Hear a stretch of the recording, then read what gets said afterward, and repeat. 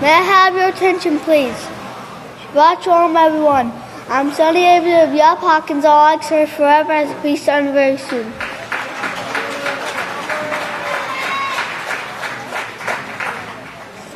It's now time to start finding your seats for Sabbath services.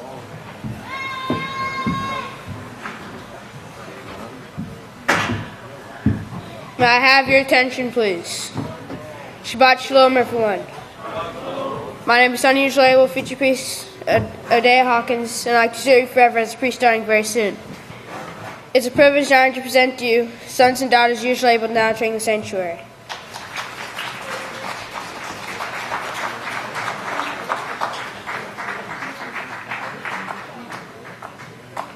It's a privilege and honor to present to you the first speaker, future priest Yahweh Hawkins. Shabbat Shalom, everyone. You may be seated. May the peace of Yahweh feature every one of you. The title of my speech is Being Thankful to Yahweh. In Positive Law number 19 says, Be thankful to Yahweh in prayer, praise, and deed. Deuteronomy 8, verse 10. Please turn to Deuteronomy 8, verse 10. On page 154.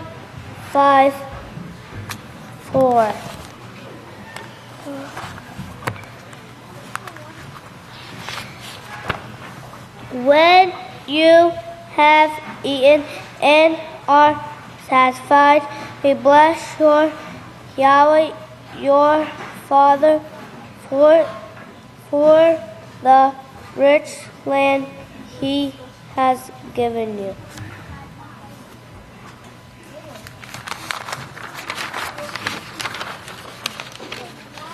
We have so much to be thankful for. We eat clean food. We drink clean water. We also have a great teacher to teach us the right way to go. We also have Yahweh as our Heavenly Father. Always be thankful. May Yahweh bless your understanding. I'd like to turn to the next speaker.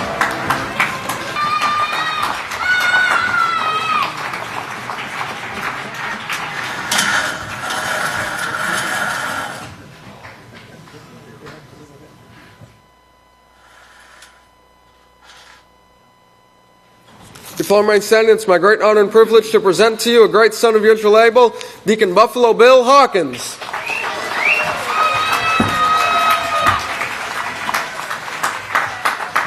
Shabbat Shalom, everyone.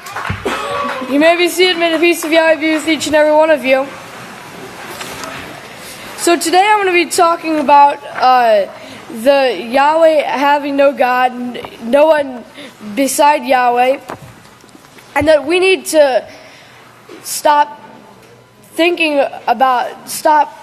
worrying about the world, and we need to set our minds straight on Yahweh, especially at this time of year, because the worldly holidays are coming up.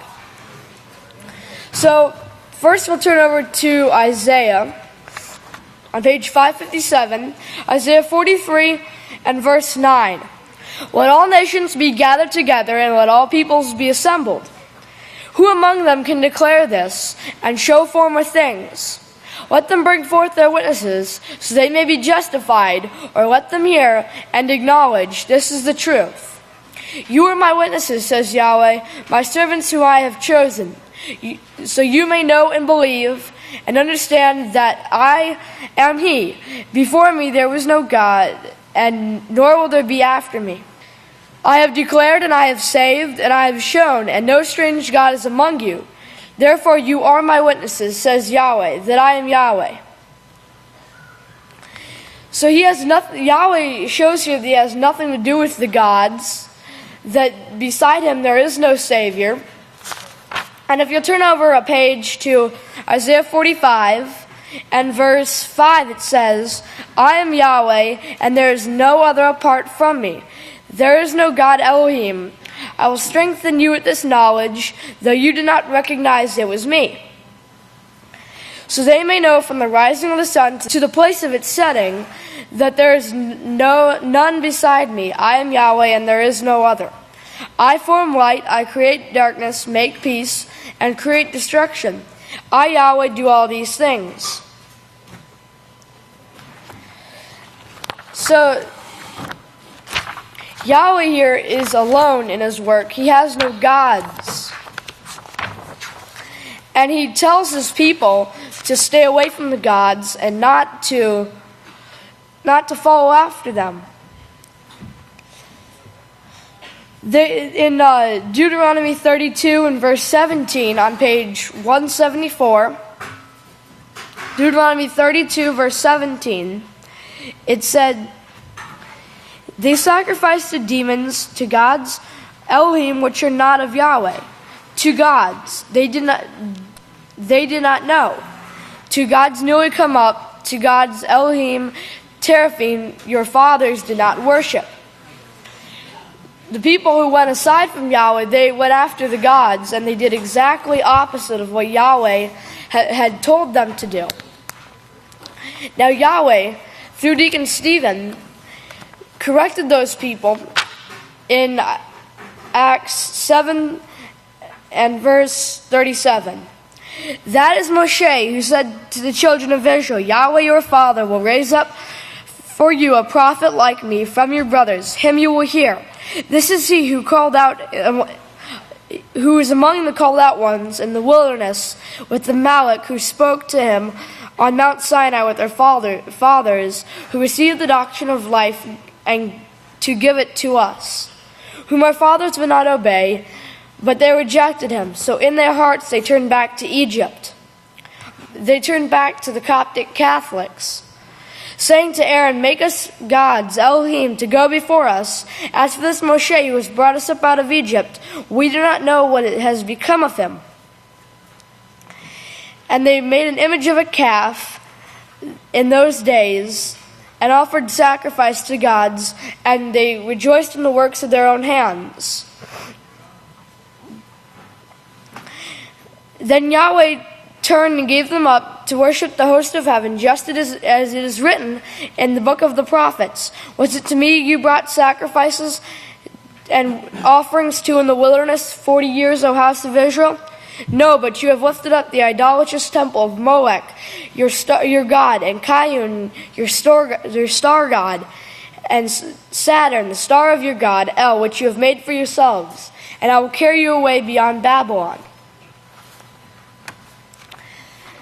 Now, if you'll turn to Psalms, Book of Psalms, 81, Psalms 81 and verse 9 on page 466. There shall be no strange god, El, among you, nor shall you worship any hinder god.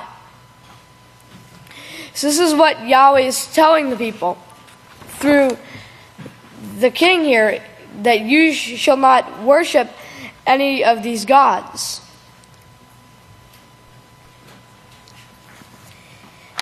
Now, we're going to go next to Jeremiah 10, 6 through 8. There is none like you, O Yahweh. You are great, and your name is mighty in power. Who should not reverence you, O King of the nations? Yes, that is your due. Among all the wise men of the nations and all their kingdoms, there is none like you. But they are altogether senseless, as they are consumed by their foolishness. Their stock is a doctrine of vanities, preaching about worthless gods, Elohim made of wood. Now at this time, the world is preparing to do the opposite of everything we just read, in staying away from the gods and not worshiping them. We have to keep our minds away from this and follow after Yahweh 100%. Jeremiah, the prophet Jeremiah, condemns what they did. In Jeremiah 7, chapter 7, and verse 30. For the children of Israel have done evil in my sight, says Yahweh. They have set their abominations, detestable gods, in the house which is called with my name, to pollute it. And if you'll go over a page in Jeremiah 5:30, it says, "An appalling and horrible thing is committed in the land. The prophets falsely prophesy by the lie, Baal, Lord God El. The priests bear rule by their own authority, and my people just love it. But what will you do in the end?"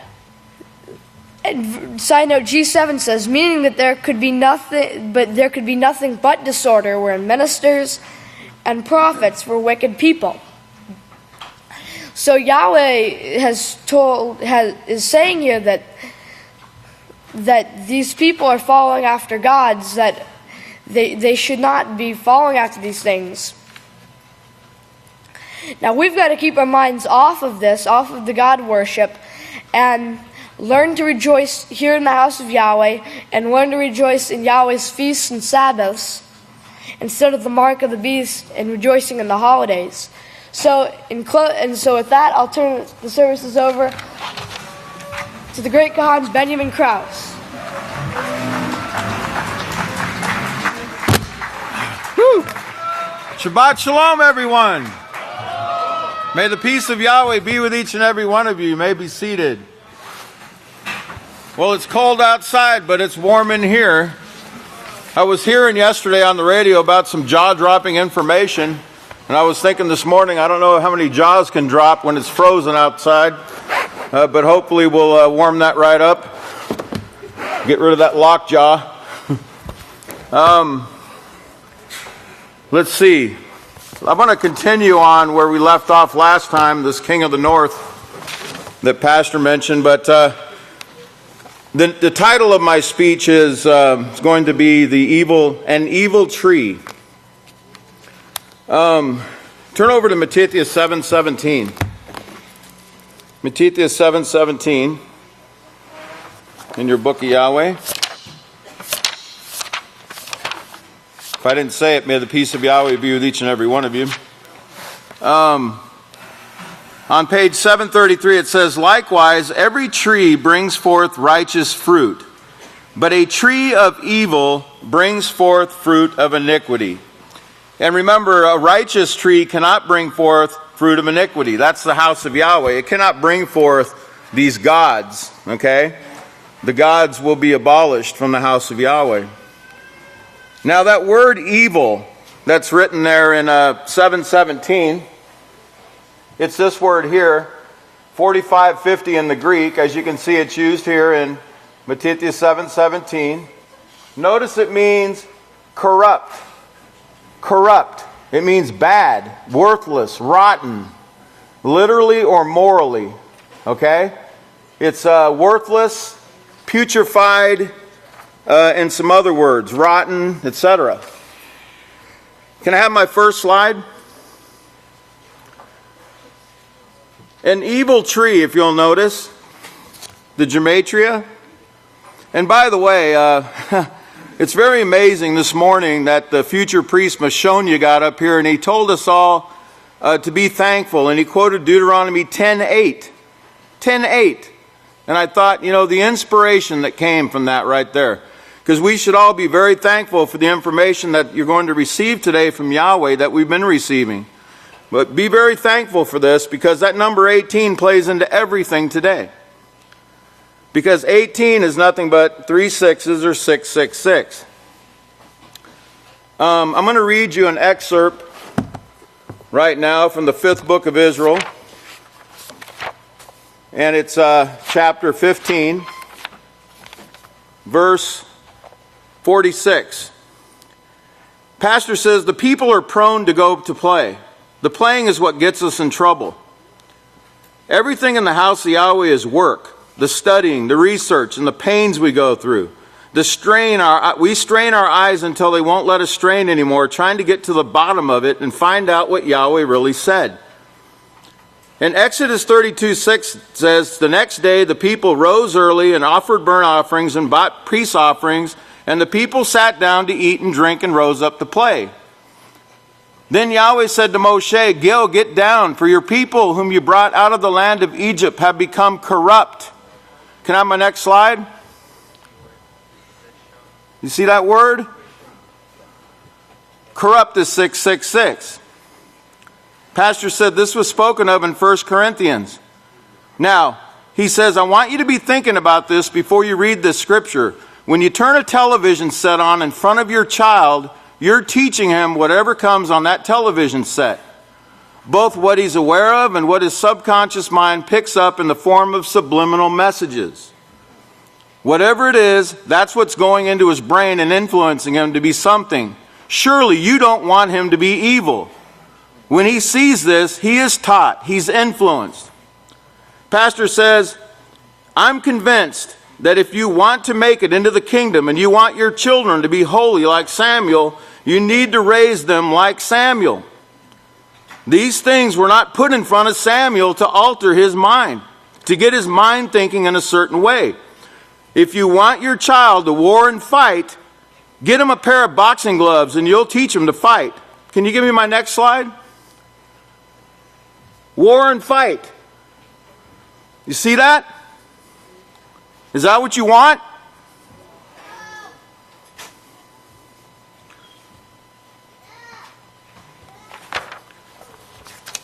These are the inspired words of Israel Hawkins from the 5th book of Israel. On December 6th, 12:6, and I want you to think of 12:6 as 18 because 12 and 6 is 18, 666. President Donald Trump announced that Jerusalem moved. Well, it just so occurs, and we talked about that last time I spoke, go back and listen to it.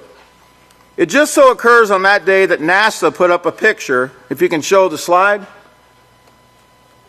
Remember the NASA astronomy picture of the day? Notice the numbers. HH666. Now, isn't that interesting? You know, NASA, I know we don't work with NASA. I've told you this before. We don't have any connections with NASA. Okay? We don't call NASA and tell them to put certain pictures up on certain days. But this day was very interesting because I'm going to show you the inspiration of Yahweh here. HH, by the way, the letter H is the 8th letter of the alphabet. So what you're looking at is 88. And if you remember, me and Pastor were harping on this 88 and 666 before this picture came up. Okay, and you remember the work on that 88 about the necromancers. Okay?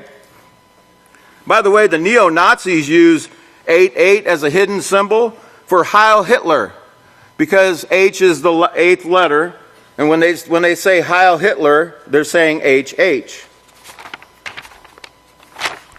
Can you go to the next slide? Next slide, please. By the way, that's called the Carina Nebula, HH666. And we're going to talk more about that at another time. Right now I'm laying a foundation. I want you to notice, this is from the Sea of Glass, the last book of Israel, the 16th book of Israel. And I want you to notice it's from the Feast of Pentecost, 6:12:16, a palindrome. Remember, 6:12 is nothing but 666. 6 and 12 is 18. And actually, if you add up the whole date, 6/12/2016, you'll get the number 18, which is 666. It's on, now notice, the typesetter must have been totally inspired unless they had nothing better to do, because this sermon starts on page 216. And if you remember, 216, we harped on that in this very chapter about what 216 meant. But I want you to notice first, on the very first page, Pastor mentions the number 18.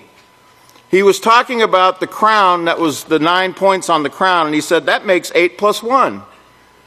And we talked about 18 and how that date added up to 18 and 666. If you'll look in the book, actually I'm going to show you right here. I brought it with me. I like to prove all things. But if you'll notice, the second page right here, we talked about the Temple of Baal equals 666, and 2016 is 666. 6 times 6 times 6 is 216. Now I want you to go to the next slide, because there should be some math there for you. 6 times 6 times 6 is 216. And then you go to the next slide. You'll see for 2016, and remember 216 is just 612 backwards. 2016 is 666 times 3 plus 6 plus 6 plus 6. So 2016 had 666 written all over it, didn't it? Now I wonder why. I wonder what Yahweh was trying to show us here. Well, a certain person was elected in 2016.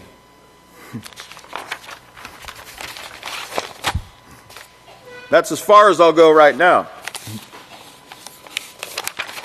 By the way, that certain person, if you remember in 2015, I brought out what this means.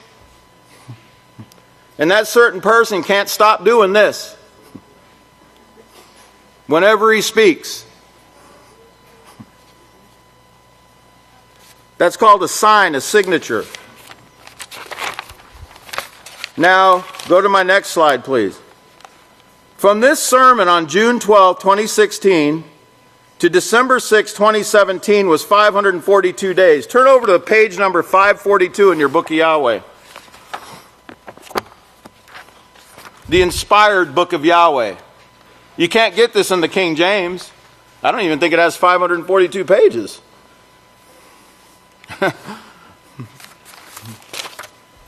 Let's look at Isaiah 20 verse 4. It talks about here on page 542, so will the king of Assyria lead away the Egyptians as prisoners. That's all I'm going to read, because this prophecy was written in 714 BY. Well, guess what occurred in 666 BC, or BY? This prophecy was fulfilled when Thebes, Egypt, the capital at that time, was sacked by the Assyrians in 666. Wow, what a coincidence. Go to the next slide, please. The Sea of Glass. 542 in Strong's means to see fully. To see. Remember what Pastor said about that sea of glass, how it should really say see? You know how Yahweh can see ahead? He can see in the future. He can see these things clearly, way ahead of time. Can you see the marvelous mind of Yahweh, how He puts this together? Could we do this ourselves, House of Yahweh? Come on, you'd be giving us too much credit there. There'd have to be a whole lot of conniving going on here for all these things to be falling into place like this. Go to the next slide, please. Now I'm going to set you up for this because a diligent studier in the House of Yahweh called me or texted me the other morning and said, why don't you look at this sermon right here? Look at this sermon right here, because I noticed the numbers in it kind of match what you talked about on 6:12:16 about 666.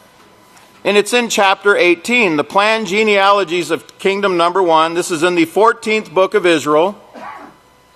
Now, at 4 o'clock this morning, it dawned on me, because me and Pastor talk about this stuff every day, and it dawned on me at 4 o'clock this morning, I knew it was chapter 18, so that's 666, right?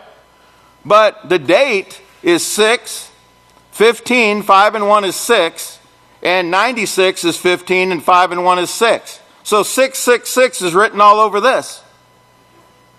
Okay, now, this is interesting. Let's go to the next slide. In this planned genealogies of the kingdom, Pastor talked about rebellion and stubbornness and how we must get it out of us, out of our genetics. We must get this rebellion within us out of our lives. Because what we're seeing now in this world is sin fully matured. This rebellion that's been bred in mankind. It's now fully maturing. Go to the next slide, please. From this date, this sermon was given to June 12, 2016 of the 666 was 7302 days. Can you go to the next slide? 7302 means to be sated. It's from 7301. It means to satiate, to fill. Can you turn to page 612 in your Book of Yahweh? These things have all been brought before. If you go back and listen to the sermons from 2015 and 2016, every bit of this has been brought before. Because Yahweh is inspiring his house. Jeremiah 46 verse 10. For this is the day of Father Yahweh of hosts, a day of vengeance, that means judgment, that he may judge his adversaries. The sword will devour and will be satiated and made drunk with their blood.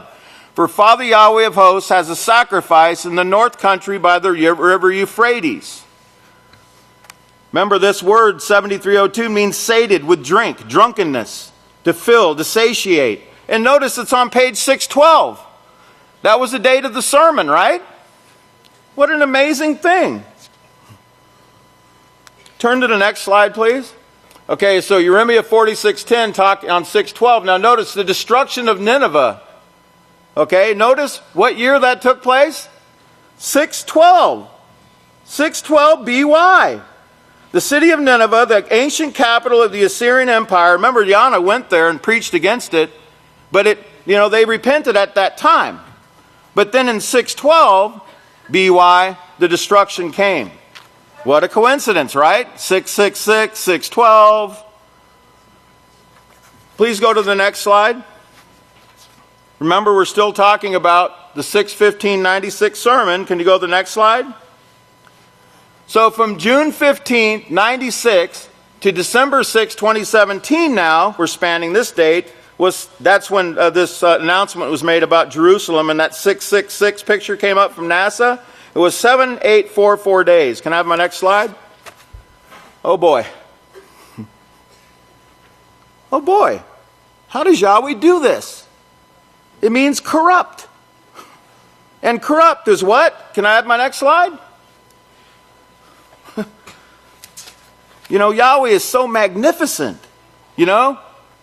Now, in this sermon that I'm quoting, this 18th chapter of the 14th book, part 2, or part 1, Pastor talks all about this earthly image in 1 Corinthians 15 that man is wearing at this time. This earthly image. We're bearing the image of the earthly. Okay, that's in 1 Corinthians. Turn over to 1 Corinthians 15 on page 899. Because this is what he's quoting from throughout this sermon on page 899. Can you go to my next slide, please? Earthly image. Put that number down. Earthly image, 666.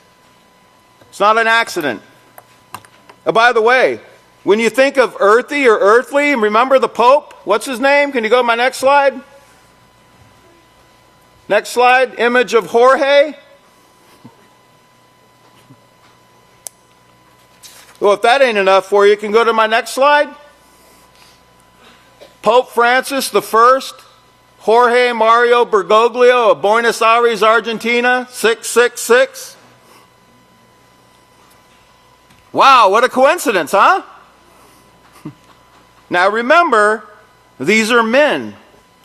This is the culmination of this headstrong arrogance, stubbornness, pride, rebellion that's been bred. Remember, this is a sermon about the genealogies. House of Yahweh, we've got to get this stubbornness out of us. Can you go to the next slide? Headstrong, arrogant, stubborn, 666. Next slide. Unruly, 666. Next slide. Lustful, 666. This isn't an accident, right? Next one. Hardened heart, 666. Next one. All of humanity has this.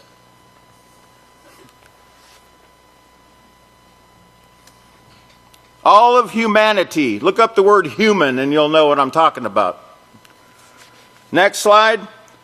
Pastor's quoting here, 1 Corinthians 15:39-50 on page 899. Notice, it means a covering, clothing. What the world is clothed in at this time. Rebellion. The garment of rebellion.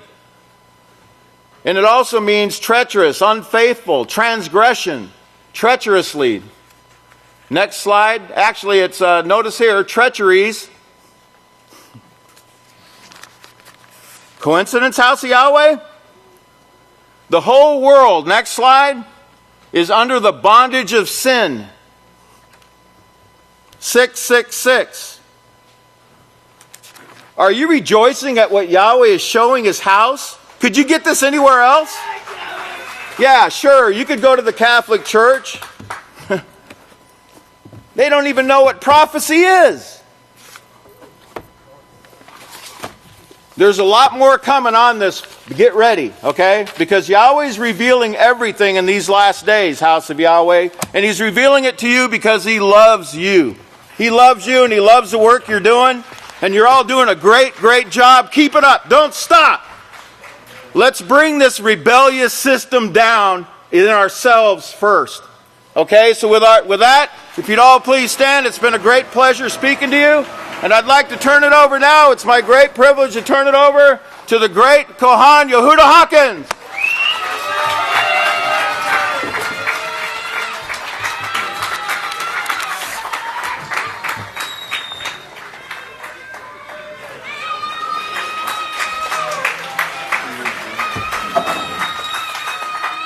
I didn't have any branches to wave, and I thought, well, we'll just wave something by the branch. If you will, please be seated. I got a lot to talk about, not a lot of time. Please turn to page 6 in the Book of Yahweh. Or is it 5? 5. Wherever Genesis chapter 6, verses 7 through 8 is, please go there. We're going to have to move pretty quick because some of this I have written, some of this I'm going to have to get this clouded memory to work right. Genesis 6, verses 7 and 8. So Yahweh said, I will destroy man, whom I have created from the face of the earth, both man and beast, creeping thing, and bird of the air, for I am regretting what man have become. But Noah found regard and honor in the eyes of Yahweh. Genesis 6, verse 8, letting Scripture interpret Scripture, shows the person Yahweh is talking to in Genesis 6, verse 7 is Noah. The word said that is written in Genesis 6, verse 7 is translated from the Hebrew word yamad. This word is listed on page 115 of a Hebrew and Chaldee lexicon to the Old Testament by Julius I, which shows this word means speak to the children of Israel and say to them what follows. Uh-oh.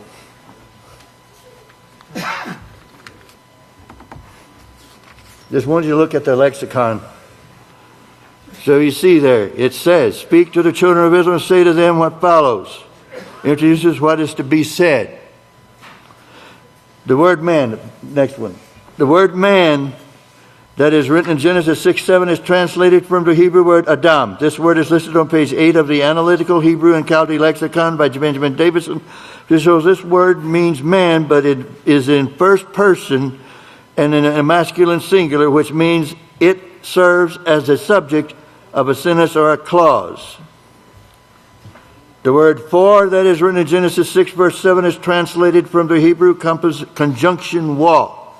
This word is listed on page 378 of a Hebrew and Chaldee lexicon to the Old Testament by Julius I, which shows this word means and. The word but that is written in Genesis 6, verse 8 is translated from the Hebrew word conjunction wall also.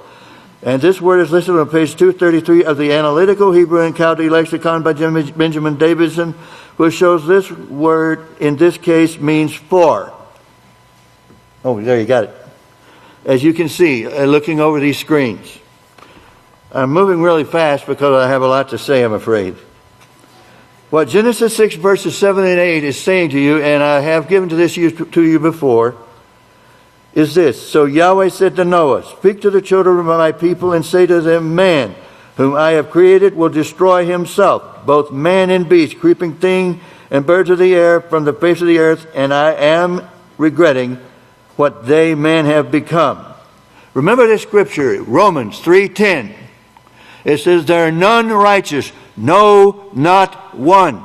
You heard the priest that spoke before me, the great Kohan Benyamin, say, talking about the world is bonded to sin. Now this is from Romans 3:10, also Psalm 14, Psalm 53, and some of the others. Also Isaiah 53, chapter-wise. They are all linked by the Atbash code, and they refer to this and to what the Kohan was telling you just before. The Atbash codes confirm it. But the point of the matter is, there are none righteous, no, not one. Yahweh said all they want to do is commit evil, and He regrets that they were created in the sense that they wanted to go in sin and not serve Him. So Yahweh said to Noah, speak to the children of my people and say to them, man whom I have created will destroy himself. Yahweh is not going to destroy them. If you watch what's going on out in the world today, man's doing a fine job of that himself. Why should Yahweh even bother? The whole point of the matter is, they will destroy everything. And if those nuclear weapons are used, this whole earth will be reduced to a burned out cinder unless Yahweh intervenes. And He said He will, to get things straightened out. Now, I have finished my scripture for the day. Now I get to talk to you about something else, and I pray that Yahweh allows me both the time and my memory to get it correct. And may Yahweh bless us all in this. Today is approximately the 35th anniversary of the first time we started serious work on correct translations of all the scriptures in the Holy Scriptures without using a simple Strong's or Clark's commentary. 35 years ago approximately today, Pastor and I were in what is now the press room. At that time it was still the main sanctuary as well.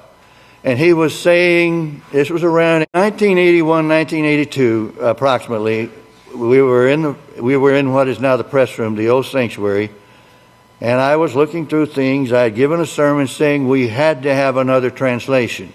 At that time I owned a King James Bible that in the back showed the Hebrew names of all the books of the Book of Yahweh before what is called the New Testament. And Pastor said, yes, we do. And he started the ball rolling. He pointed out, there are so many things Strong's doesn't cover. Is there any way to find out what these words mean? And I said, yes. And he said, why? And I said, well, I had study in Greek. If I can find the Greek books, I can help you there and to some degree.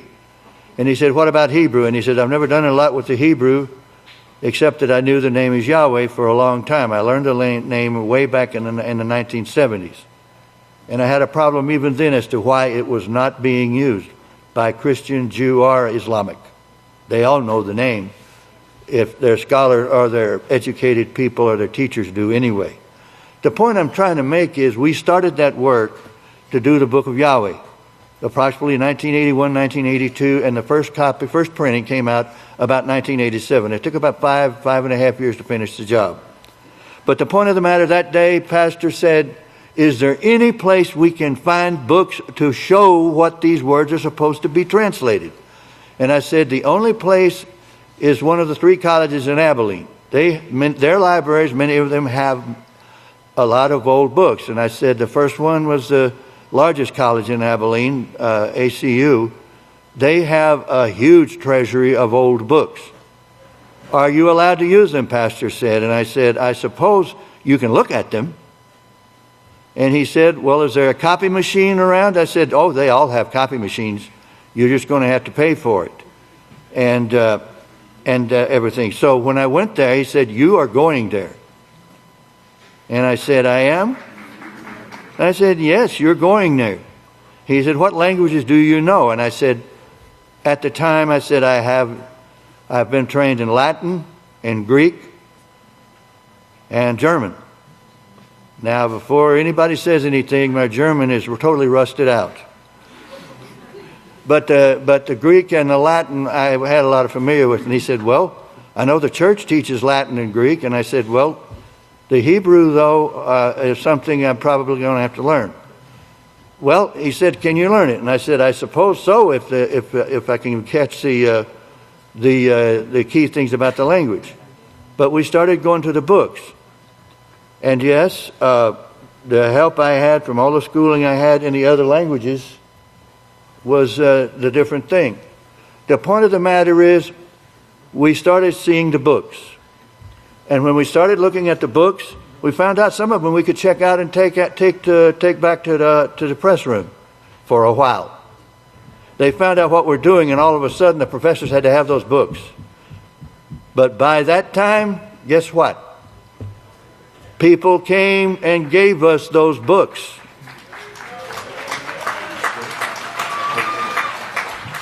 Also, I learned that the quirks of the Hebrew language were no different than some of the other languages of that day. So we got it going.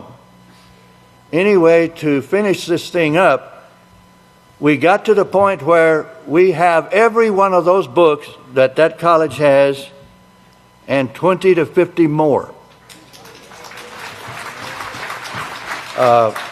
We have one Hebrew lexicon. Is 4 volumes, was written in the 16th century in English. We have several of the ancient Geseniuses and the originals. We have it all. We have things they would give their left arm to have so that this work can be completed. The first time we got a completion was 1987. The first version or printing of this came out. But we started just going to the colleges, and that's where I learned all these things. Of course, anything written in German, I had some help with a Kohan, and also the schooling I had, the Greek and all that. I never thought I'd ever use it. But, praise Yahweh, I found a reason for it. I have to continue this on next time. May Yahweh bless your understanding. And I turn the services over to Kohan Hawkins. Shabbat Shalom, everyone. You may all be seated. Of course, everyone should be well aware of what we're seeing today take place in the news. Pastor brought these things many years in advance. And in all of these things, we need to keep in mind that as we have been taught, we are literally on the sea of glass. And we are now, at this time, being judged for what we do and how we do it and how much work we put into what it is that we've been trained to do. And never forget that the only reason the House of Yahweh was established in these last days was a training place. A training place so we may go up and learn of Yahweh's way from the one that He has sent. Well, of course, the FDA this week coming out in the news condemning homeopathic, as they say, drugs. And the reason they're doing this is because, for one, they don't get money from it. And there's no regulations to it. So they're trying to take the natural remedies, things that are beneficial, and science even shows it's beneficial, but there's no money involved in it for the FDA. So they're actually coming out threatening to regulate and even shut down many things. And listen very carefully how they word it, because they use this one situation where a child went into seizures due to using a certain teething tablet, and of course they blame the teething tablet.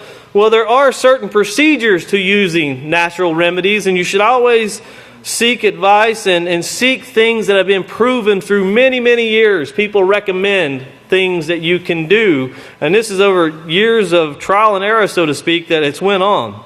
And also porch pirates. There's nothing like Christmas time where people come and steal things off your porch. Nothing like going Christmas shopping, stealing everybody else's stuff. But these things that, watch what they say. Now, this is supposed to be a tradition and a holiday of giving and rejoicing, and they're too busy trying to sell you cameras to go on your porch in case the other Christmas keepers come and steal your stuff. Now, what peace is there in a holiday where you have to invest in security so you can keep it? It doesn't make sense when people are stealing your stuff. And then in Nigeria now, and I spoke to some people from Nigeria this morning, refugees coming up from Cameroon. Now remember, this is all in that fourth part of the earth. Just like we've been seeing, more refugees, more trouble, more bloodshed. And even in Mosul, they're coming out now. Mosul's in Iraq, if you remember. They're saying that the number of deaths that were reported in Mosul are most likely 10 times higher than what has been stated before. That goes a long way in that third part being killed, that third of man being killed in that fourth part, because if the numbers are much higher than what's been reported, there's a lot of death taking place, because we've seen it where a lot of death is taking place. But watch how they just don't know where to go. They just don't know what to do. They need someone to teach them what to do, and they're looking for a better way because this system has failed them. Now, of course, when you look to the Philippines, you see what's taking place. They're calling it a drug war, but they literally now have laws in the Philippines to where if you're suspected of being a drug user, you can be shot on sight. No problem. Just shoot somebody. So now murders are out of control in the Philippines. Now, of course, President Duterte, he spoke against the Vatican and what they were doing with taking money, but keep in mind, either they will break him down or they'll win him over, one or the other. But watch what's taking place and keep in mind this depopulation that's going on also. And then this last week, of course, as Revelations 11:18 says, and the nations were angry. The United Nations were very angry, and the nations involved in the United Nations were very angry with what President Trump and the decision that he had made in recognizing Jerusalem as the capital of Israel. Be mindful of this. We know what's going to take place. We know there's going to be a two-state solution. We know about the prophecies in Daniel with the agreement. But remember what also Daniel 8:25 said. Through this peace he will destroy many. Through this peace he will destroy many, being very crafty and proud in certain things. And if you don't know what the art of the deal is, well, the art of the deal is having people think you're in full control. Tell them you're taking everything and give them what you really didn't want to begin with. But you get everything you wanted. Well, of course, in recognizing this, and we'll go into this a little bit more, I want to show you a news article here. Of course, you have a boss. If you look here on the news article, it says a boss calls on Europe to take lead in Mid-East peace talks. Now, this is not odd because it goes on with Abbas. It says that President Mahmoud Abbas has insisted he will no longer accept any U.S. plans for peace in the Middle East because of the Trump administration's recognition of Jerusalem as the capital. Well, that recognition, keep this in mind, in what they said, they're saying all of Jerusalem will be the capital of Israel. All of Jerusalem doesn't belong to Israel right now. The east side belongs to Palestine. Everyone knows that. But they're looking for a part, and that's what they want, is a part. Well, during a visit to Paris, Abbas urged France and wider Europe to play a stronger role in peace efforts, and he said the United States was no longer an honest mediator in the process. During a news conference, Macron, remember that's the president of France, was careful not to take sides, saying the United States' mistake was to unilaterally manage from afar a situation whose solution is in the hands of the Israelis and Palestinians. Well, everyone knows there's someone else with their hand in that pot, so to speak.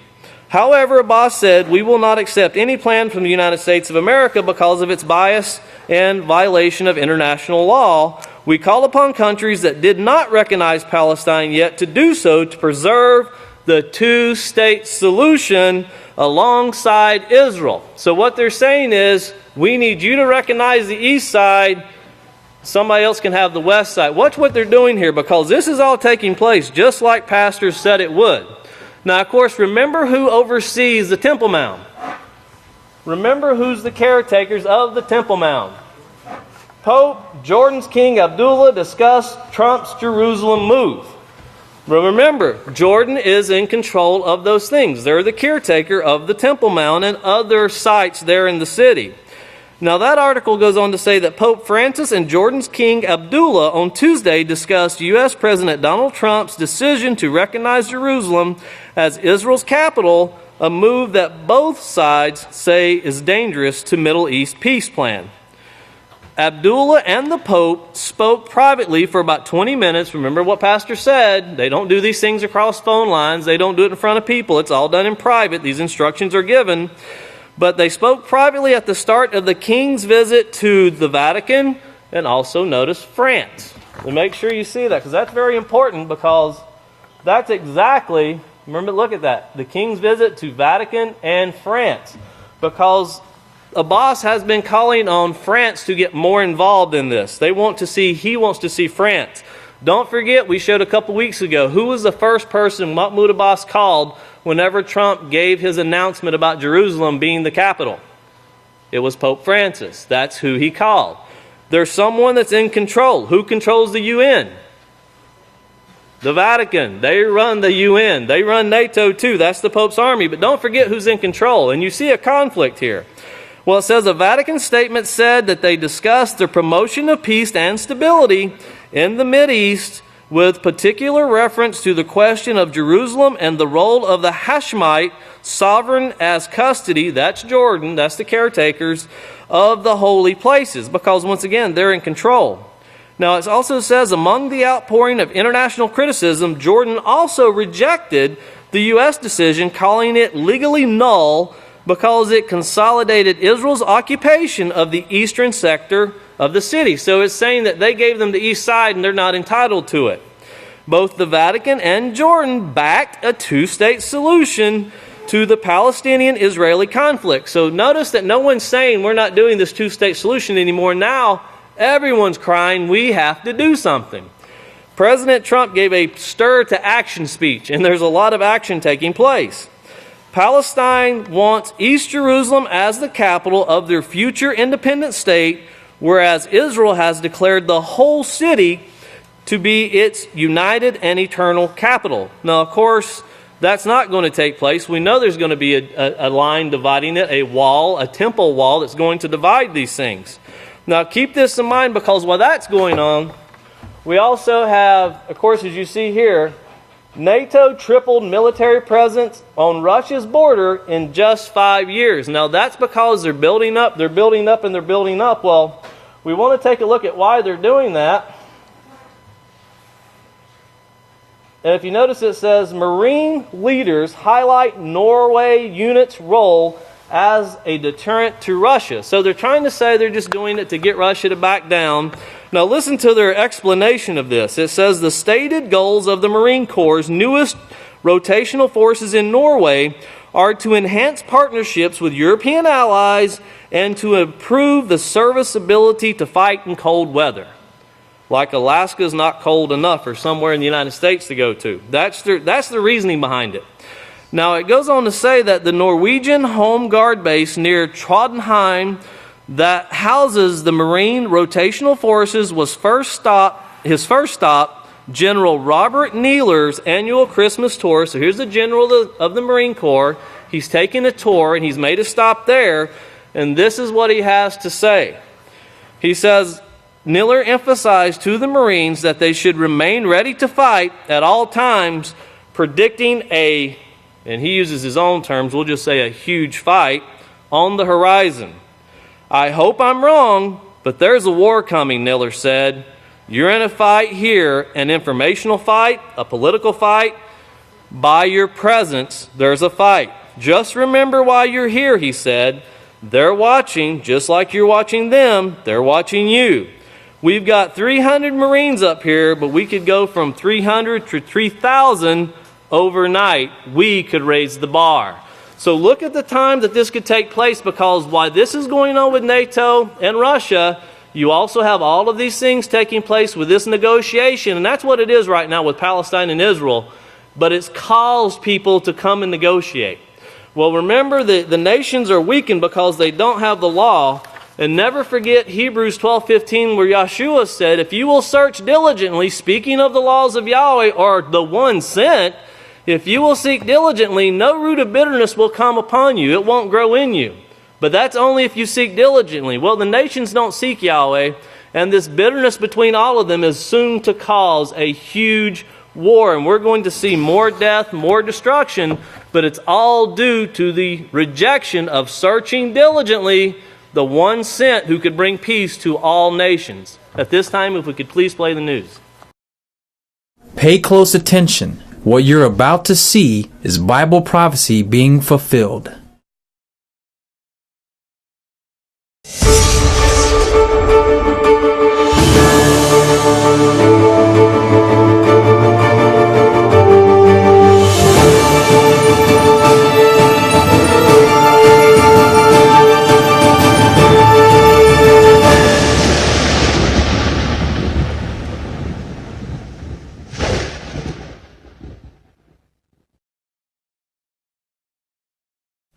Welcome to another edition of YPN News, bringing you the news that relates to Bible prophecy and foretold by Yisrael Hawkins.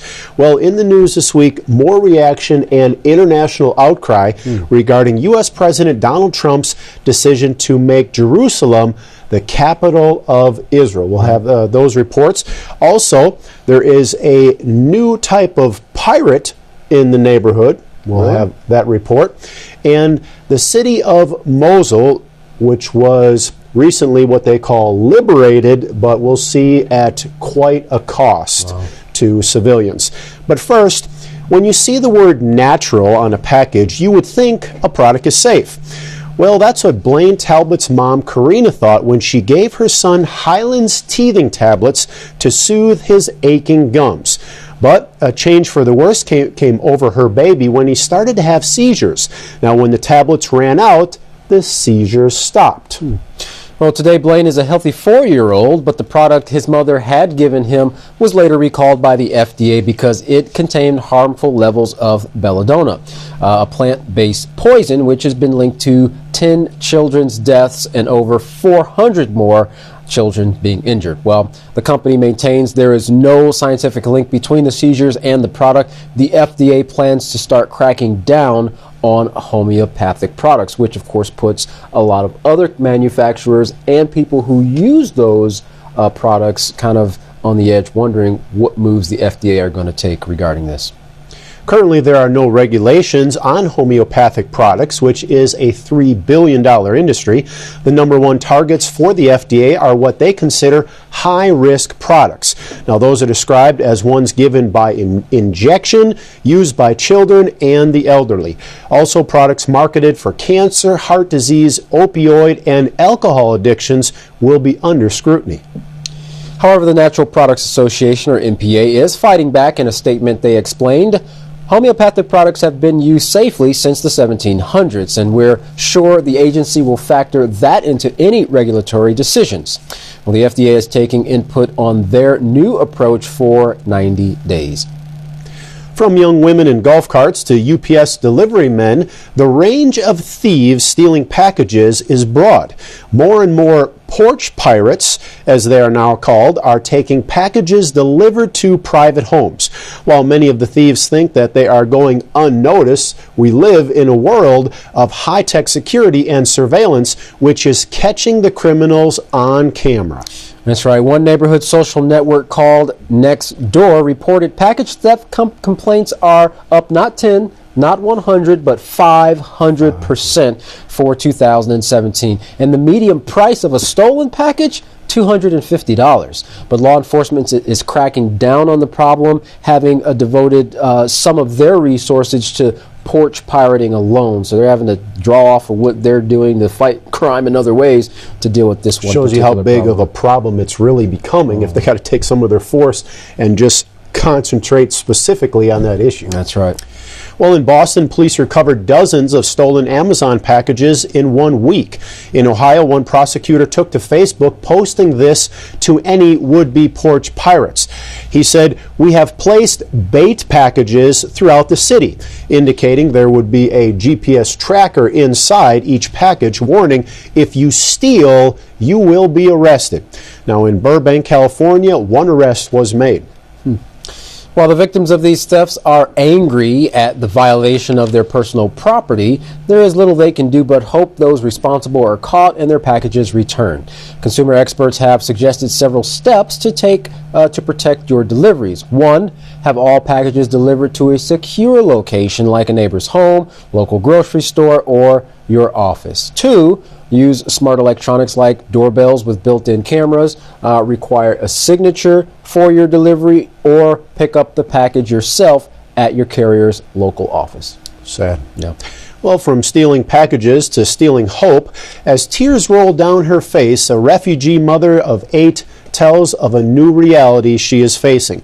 She has been forced to take in her sister's 2 children. They are orphans from Cameroon. Their father was killed in the fighting there, and their mother died just a few days later of a heart attack. Now, while she struggled to take care of her own children, the additional children will make it even harder. Wow. Now, there are over 30,000 refugees in southern Nigeria now, which are being cared for by the Nigerian Refugee Agency, as well as a few other non-governmental organizations. Well, the refugees tell reporters they have little to eat and no proper shelter. After witnessing the violence in Cameroon, one young woman fled for her life and the safety of her unborn child. Even though she was 8 months pregnant, she walked for 3 days, finally reaching Nigeria. Her baby now faces an uncertain future. In one camp on the hills of Abudu, the majority of the 500 displaced are women and children.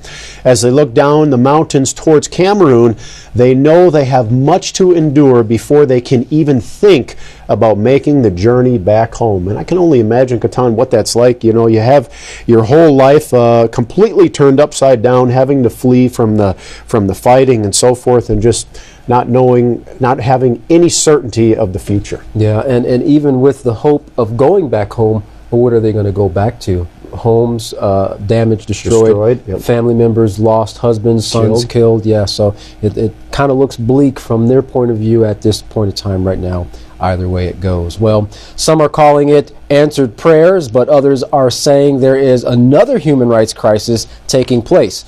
Since Rodrigo Duterte was elected president of the Philippines, he has been living up to his campaign promise of fighting a violent war on the drug addicts and the drug dealers who supply them. In the video you're about to see, we must warn you, there is some graphic, violent content. Masked men, violent drug busts, and thousands murdered. Sounds like an episode from Narcos, right? But it isn't. This human rights crisis is happening in the Philippines. I will kill you. I will take the law into my own hands. It's been a bloody year and a half in the Philippines. The country took on a 5-month-long militant insurgency and is fighting a violent war on drugs. And this man is at the center of it all. There's a 3 million drug addict. I'd be happy to slaughter him.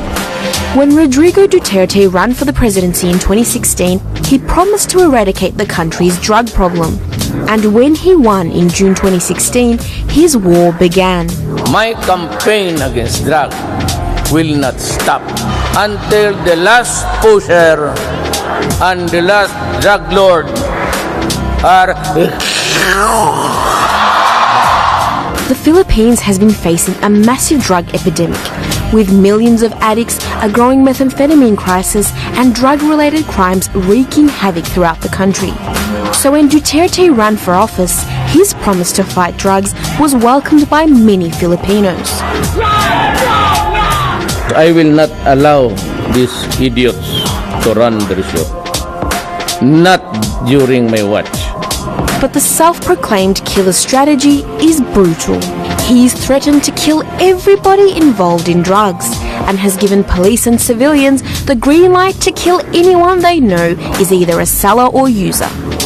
As soon as Duterte came to power, hundreds of dead bodies, including children, started appearing on the streets, with signs beside them saying drug pusher, user, or rapist. Masked men and police are reportedly going around gunning down people who they suspect are involved in drugs. Some of the bodies show signs of torture and suffocation, and some witnesses say people were being slaughtered like animals. But many families say their relatives were murdered despite having no connection to drugs. Police reportedly execute suspects and plant drugs on them before taking their photographs. In total, almost 14,000 people have been killed since Duterte's anti-drug war kicked off. Roughly 4,000 of those were killed by police, and thousands of other murders remain unsolved. Makapatay lang tayo ng another 32 every day, then maybe we could reduce what is this country. And even though execution for drug-related offences is a violation of international law, not a single police officer has been held to account for any of the crimes committed. Sounds horrible, right? But to many, the violent nature of Duterte's war on drugs didn't come as a surprise. Ngayon, kung ako ang idemanda ninyong patayan, idemanda ninyo ako para patayin ko rin kayo. During his time as mayor of Davao, Duterte sanctioned death squads and ordered executions and was subsequently dubbed the Punisher. So it was predictable to many how he would wage a war on drugs once president. Human rights groups question the effectiveness of Duterte's violent anti-drug campaign and are worried that it has turned the country into an even more dangerous place. But aside from human rights groups and the EU, Duterte's received little to no international condemnation against his wrongdoing. I really don't give. The 72-year-old does have one fan in the West. Rodrigo, I would like to commend you on your success. Duterte might be a self-proclaimed killer and human rights disaster, but he's just following through with what he said he would do if elected. Millions of people in the Philippines continue to support him and his anti-drug war, and regard him as a man of action who's more committed to the country than any past leader. Many reportedly even feel safer under his watch, and don't mind that he's using excessive force to cleanse the country of drugs. I do not have any master except the Filipino people. So, is Duterte's war on drugs saving the Philippines or only driving it towards more chaos? Katan, you'd have to wonder what really is the difference from those selling drugs that cause death or going out and killing those who sell the drugs or use drugs. To me, it just seems like either way, death is a result. It would seem that educating the citizens there would be a much better idea in stopping that problem than just going out and having so much murder and death. Right, the citizens and the leaders as well. Well, there is new information surfacing concerning the number of people killed during the coalition strikes in Mosul. We have Larry McGee following the story for us. Larry, what are the numbers looking like now on these civilian casualties? The estimates now being provided by AP and various NGOs suggest that the actual numbers may be 10 times as much as that previously reported. That's 10 times as many civilians as that initially stated by the U.S. and other agencies. The actual number being reported at present is 11,000 who lost their lives during the 9-month operation allegedly intended to bring liberty to the city of Mosul. The tragedy continues to worsen as the amount of dead continues to increase, even by collateral means such as undetonated bombs exploding as children play nearby. The new estimates are causing some to recall earlier reports concerning the air in the city of Mosul, which is said to be latent and heavy with the sickening stench of rotting corpses and decomposing bodies. The city, which once housed 2 million people, has now been almost completely leveled. The level of tension and animosity in the United Nations is rising as 129 nations voted to condemn the U.S.'s recent decision to move its embassy in Israel to Jerusalem and officially recognize Jerusalem as Israel's capital. U.S. Ambassador Nikki Haley came out swinging after the vote, stating that the United States will remember this day in which it was singled out for attack in the General Assembly for the very act of exercising its right as a sovereign nation. The ambassador went on to say that the U.S. will remember when so many countries come calling on America, as they so often do, she stated, to pay even more and to use America's influence for their benefit.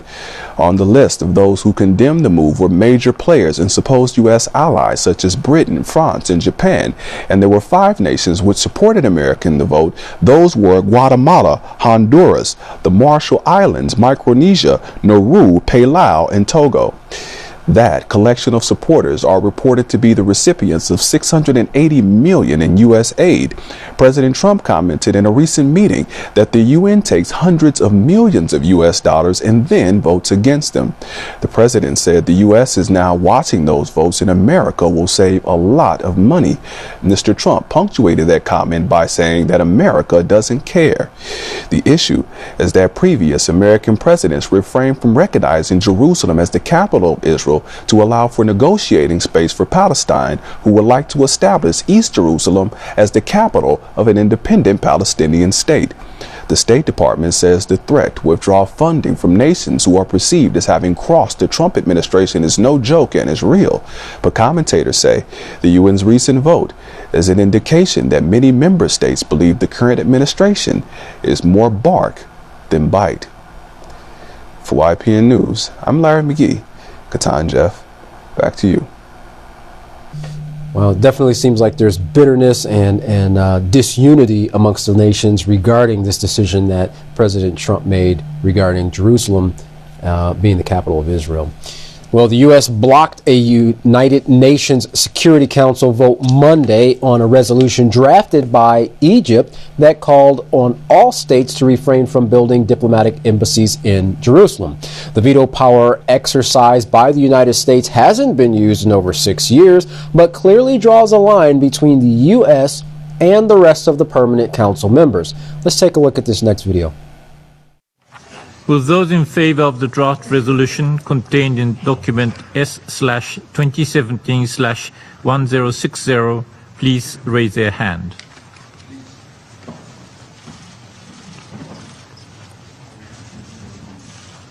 Thank you. Those against? Thank you. 14 votes in favor, 1 vote against. The draft resolution has not been adopted owing to the negative vote of a permanent member of the Council. The fact that this veto is being done in defense of American sovereignty and in defense of America's role in the Middle East peace process is not a source of embarrassment for us. It should be an embarrassment to the remainder of the Security Council. The United States will not be told by any country where we can put our embassy. Buried even deeper in the jargon of this resolution is the accusation that the United States is setting back the prospects of peace in the Middle East. That is a scandalous charge. What we witnessed here today in the Security Council is an insult. It won't be forgotten. It's one more example of the United Nations doing more harm than good in addressing the Israeli-Palestinian conflict. Today, for the simple act of deciding where to put our embassy, the United States was forced to defend its sovereignty. The record will reflect that we did so proudly. Well, Katan, that's not the only voting going on. A 2/3 vote against the U.S. decision to recognize Jerusalem as the capital of Israel. A Palestinian foreign minister said that Jerusalem would be the capital of a Palestinian state as he spoke to members of the UN. Riyad al-Maliki said in his address, "We meet today not because of any animosity towards the U.S., but because of its decision, which constitutes an aggression of the genuine and natural rights of the Palestinian people to the city of Jerusalem." The Israeli ambassador held up a 2,000-year-old coin as evidence of Israel's claim to the city, saying that it, referring to the coin, proves the ancient connection of the Jews to the city of Jerusalem. Well, Togo, Honduras, and Guatemala joined the 6 nations that voted against a similar resolution affirming Jerusalem's status last month. Regarding the vote, the number of abstentions increased from 9 to 35. This move is possibly a result of the threats made by the U.S. to retaliate financially against those in favor. The Turkish foreign minister Mevlut Cavusoglu said to the assembly, "This is bullying and chamber will not vow to do that. It is unethical to think that the worth, any dignity of member states are for sale. Let me put it this way. We will not be intimidated. You can be strong, but this doesn't make you right," he concluded. Well, the U.S. Ambassador Nikki Haley responded to the vote by saying, "The United States will remember this day in which it was singled out for an attack for the very act of exercising our rights as a sovereign nation. We will remember it when we are called upon to make the world's largest contribution to the United Nations." Wow, sounds like a tit for tat there. Well, Jeff, now there are questions about the future of U.S.-led negotiations, of course, particularly since the Palestinians said that they would not meet with U.S. representatives in the light of President Trump's decision. Well, Palestinian President Mahmoud Abbas said in an address to Muslim leaders in an emergency meeting in Istanbul that the U.S. should no longer play a role in Middle East talks.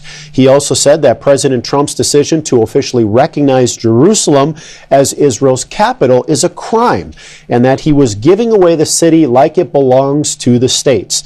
Now, the meeting was hosted by the Turkish president, who called the Arab response so far weak. Israel captured Arab East Jerusalem in 1967 and later annexed it, an action not recognized by the international community.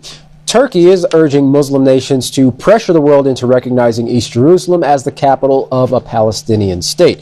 Erdogan told leaders Trump's decision was a reward for Israeli actions including occupation, settlement construction, and land seizure. Erdogan also said that Palestine's incorporation process to international accords and institutions should be accelerated. As Islam countries, we must put forward a more strong command and a stronger will regarding full cooperation of the Palestinian state in the diplomatic area. Despite the bold talk, countries like Egypt and Saudi Arabia only sent ministers instead of their countries' heads. Now, Sunni Shia tensions still loom amongst Arab countries. The summit is issuing strong rejection over the U.S. decision, but little else on how to move the peace talks forward. King Abdullah of Jordan once again visited Pope Francis at the Vatican. The meeting had a motive that concerned both the Holy See and the Middle East, and of course that was the United States' unilateral decision to recognize Jerusalem as the capital of Israel. The meeting between the two was a relaxed one, with the Hashemite king inviting the Pope to Jordan once again. The two exchanged gifts, and throughout the meeting both agreed on preserving the Holy City's status quo as key elements for the region's peace and stability. Well, the nations are making tug-of-war moves, as you can see, and can't seem to agree on anything that's mutually beneficial for all. Well, until our leaders accept that their way isn't working and that there is another way, our world will continue to spiral downward until all-out war is realized by all. Yisrayl Hawkins has the answers to these pressing issues as he presents not his opinion or empty promises, but real solutions and eternal promises, which he says is shown in your very own Bible. Well, to find out more, contact the House of Yahweh, and when you do, don't forget to request your free copies of the Prophetic Word magazine and the monthly newsletter. Here's how. To contact the House of Yahweh, you can write them at the House of Yahweh, P.O. Box 2498, Abilene, Texas 79604. Call them at 1-800-613-9494. You can visit them on any of their websites, Yahweh.com, YisraelHawkins.com, or Yahweh'sBranch.com. Don't forget to visit our website at YPNnews.com. Any email, you can email at info@Yahweh.com. Any international calls, please call the number on your screen.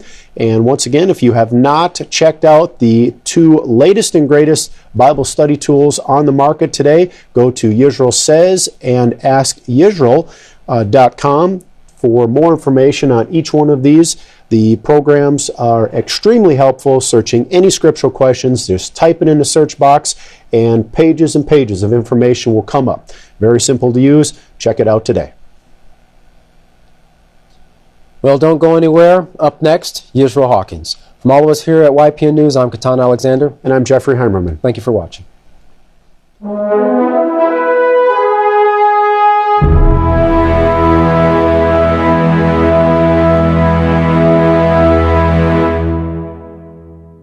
At this time, if everyone would please stand, I would like to introduce the greatest teacher in the world, the great Kohan Yisrayl Abyl Hawkins.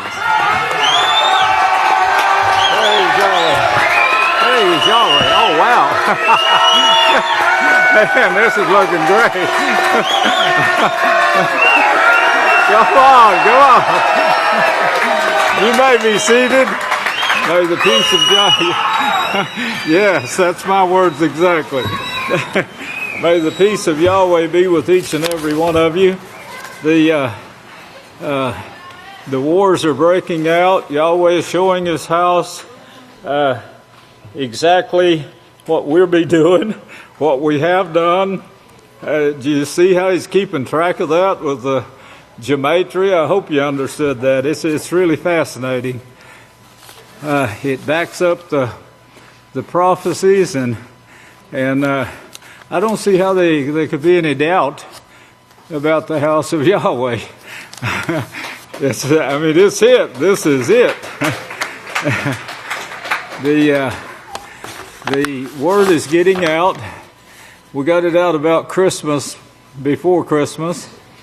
If you noticed, if you're on the Twitter list, I guess they call it.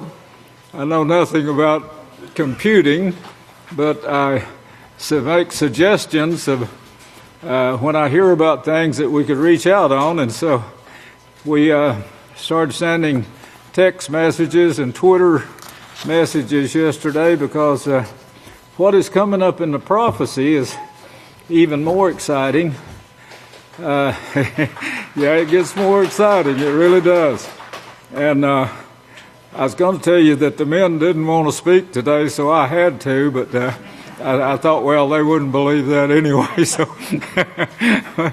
but I really need more time, and to get a few weeks of this in before it starts taking place. This is December, the God December. The 25th is his birthday. He's quite a God, you know. He's got the whole world worshiping him on his birthday. Are y'all listening? He's got a day of the week named after him, so you know all the world is using the Roman calendar. That's the most popular calendar in the world, and of course he plays on your lust. This you know, it looks exciting. That's what was presented to Eve. A pig with an apple in its mouth. I don't know whether that sucker is choking or trying to eat that apple. It looks like he's choking, but I know the world is choking and going down. But anyway, we brought out the truth about Christmas, and that article is going really fast. 68,570, and millions on the other news release that we have. The watch for it. I just told Eliyahu to watch. Kohan Eliyahu to watch for it too. The South China Sea, of course, is big time in the news. The East China Sea is going to start coming into the news now, and it's already reaching down into Australia. So watch that, and call me if you see some things, because I see some things in the prophecy. And then the China, now they got some false news. I can tell you it's false news. It can't be about China going to join the Middle East Quartet. They could join, but there won't be a fifth member of that group. That quartet is shown in prophecy. If I can get the full scope of this theater, you know, in your mind, to where you can see what's taking place and what's going to take place next. But your rewards, of course, is going to start right after that.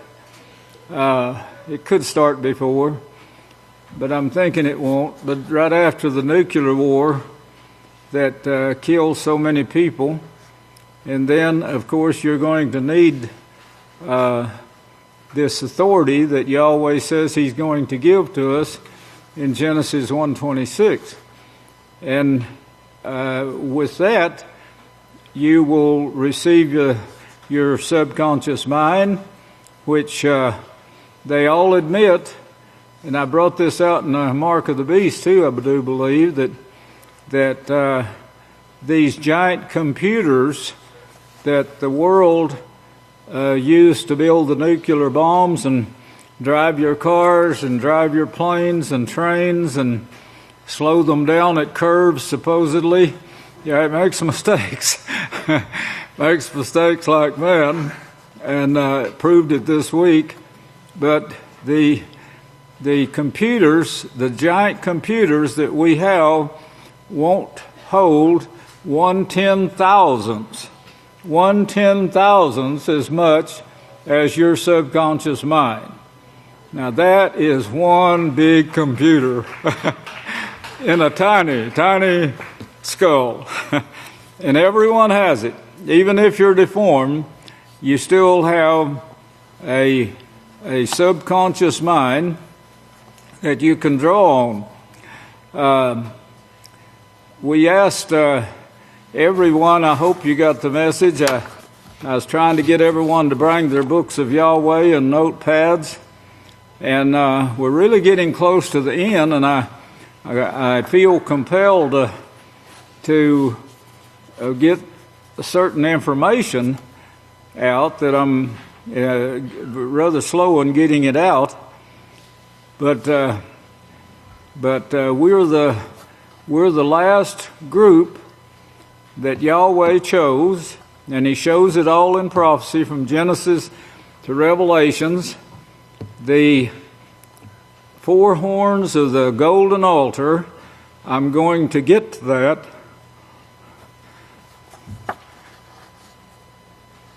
Every time I think about it, it gets to me. But I am going to get to it. I'm going to whip this. But we're the last that's going to be first to achieve this Genesis 1:26 promise of authority. The authority that we're going to receive is shown Satan having it at one time. And of course, this bottomless pit, we got a sermon coming on that one too. That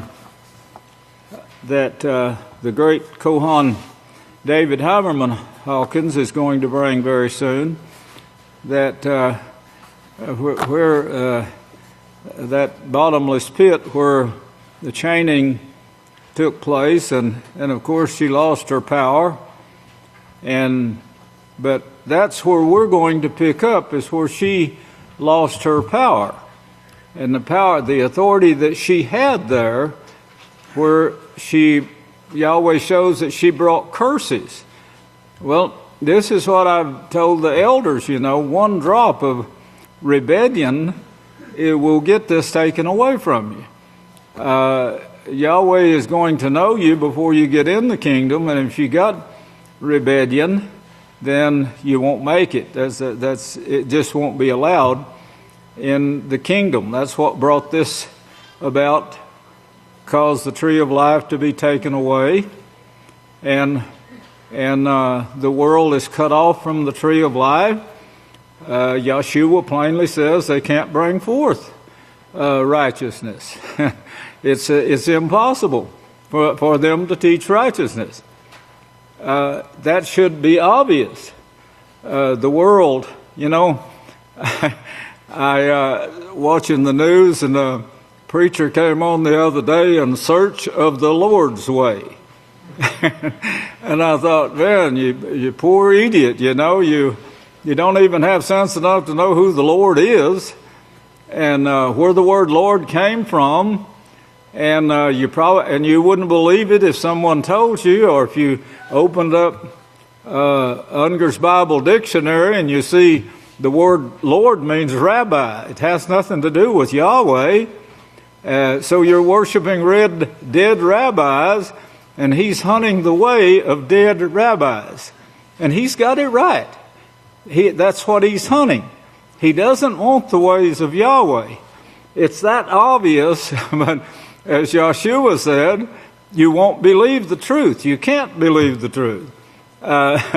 I bring you the truth, and it's the truth you're rejecting. Well, anyway, we're the last that's going to be first to receive this authority to not only raise the dead, but create and maintain flesh. Yahweh proved Abraham, Isaac, and Jacob. He proved those three. Now, the world, the Christian teachers who can't bring forth righteousness are teaching that the 12 tribes of Israel kept the laws of Yahweh.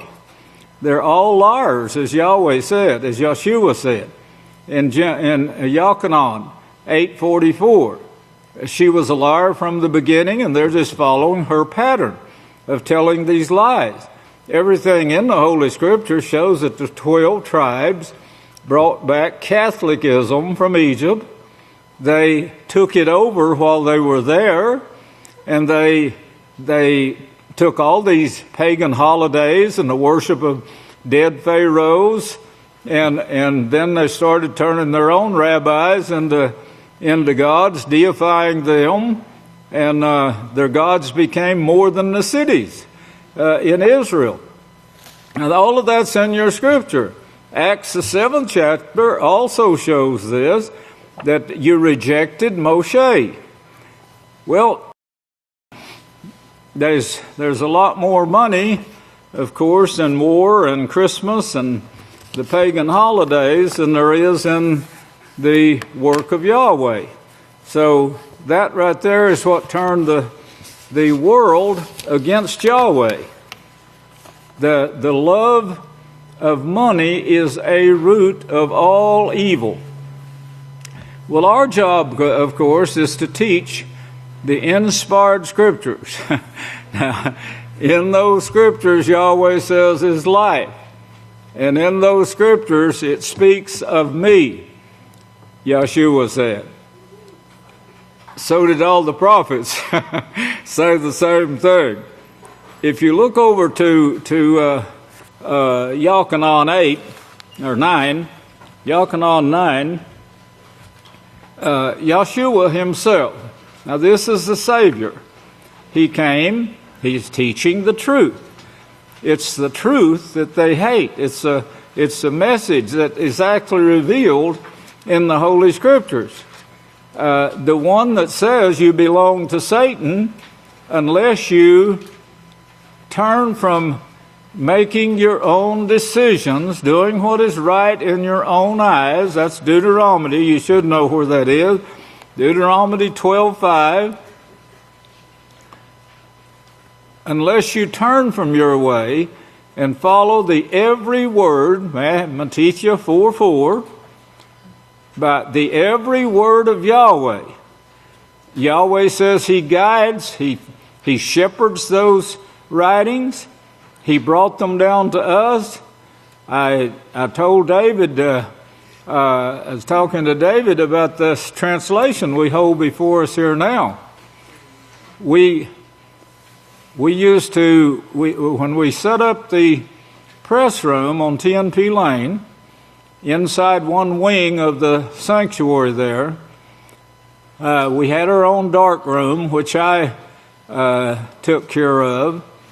Then I would turn the plates over to David, and he would go through them.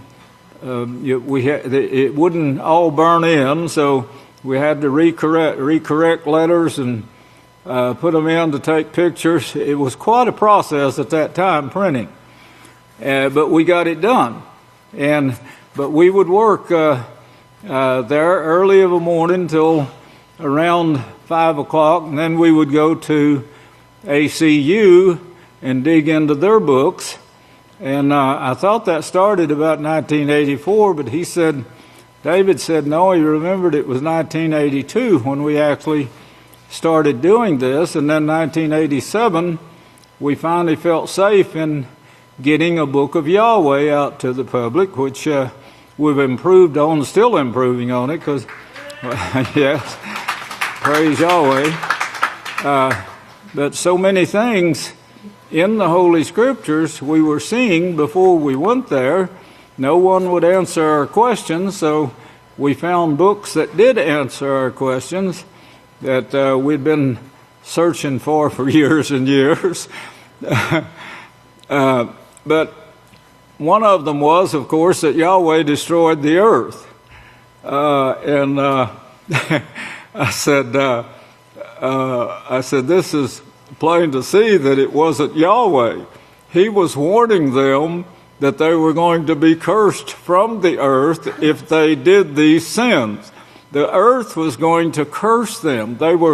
It's like taking a hoe and cutting down your cornstalk because you're mad at the cornstalk, but still you want it to produce corn for you. And this is what they've done to the earth. They've defiled it. I've got to bring a sermon. I've got to bring several lessons on the earth itself and how it's formed and how it works for man. Science knows nothing about it. I can tell you, they can't tell you, but I can tell you the whole earth is alive. Your iron that you eat in your food, it comes from the center of the earth. Your earth is at work under your feet, and it's actually moving similar to the human body, and it takes dead matter that we think is dead because the rust eat up a piece of iron. No, just because it got so tiny you couldn't see it, there's no sign that it's gone. And that piece of iron, if you can imagine this, over periods of years, it goes down to the center of the earth where it's turned back to life again and put in the iron family, brought back to the surface of man. Now this is over a period of years, but this is a continual process. And when we disrupt that process with nuclear bombs, with blood, we can actually curse that process. And when that process can't work, the first time it couldn't work, it brought forth rain, floods, trying to correct the situation, to bring it back where the kingdoms of this earth, inside the earth, the working kingdoms that Yahweh built for man, for mankind, for you to use, brought it back to where the iron could start coming back up again in crops and food. I'll just put it that way to try to make it simple. It is a long process, continuous process, the renewal of the earth and how it does it. If this iron beam right here was laid out on the ground, eventually it would turn to iron that you would be eating in your food that gives you energy and strength.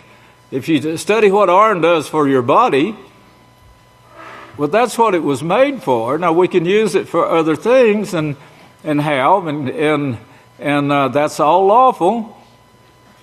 But to ruin it as mankind is doing, this becomes detrimental to us and the earth in trying to help us, brings forth a curse for man's sake, to try to stop him from doing what he's doing.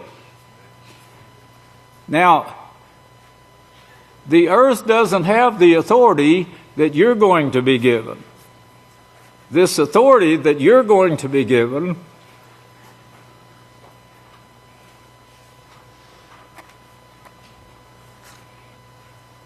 a stubborn, rebellious attitude would ruin it.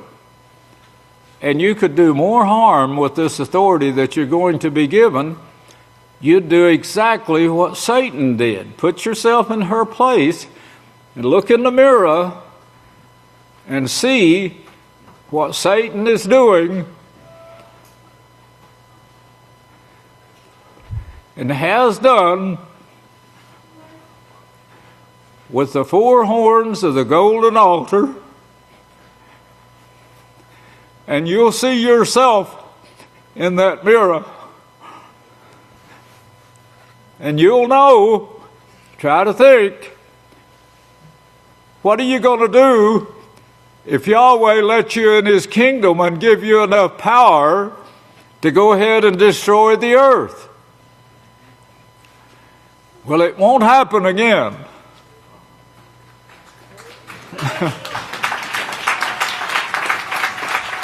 You're the one that's going to stop it from happening again. You're the team that's going to see to it that the original sons of Yahweh will not build anything that hurts. There won't be any more dinosaurs. And you're the one that will see to it that the dinosaurs will not be made again to play with. Don't that look exciting, this Jurassic Park? How they brought it back and showed how evil these beasts were? Well, if you'll look in your newspaper, you'll see the same evil beasts getting ready to depopulate the earth, and they're killing men, women, and children. I was going to read you this article here about war and how it brings wealth into the people's pockets. Not a word in that article showing how they love children and only the soldiers there's going after the soldiers that fight them. These people are being killed. They're slaughtered right now in that fourth part of the earth, and it seems like nobody cares. Well, that's exactly what the Scripture said would take place in this time period. In Yahchanan 9, and in verse 18, Yahchanan 9, verse 18.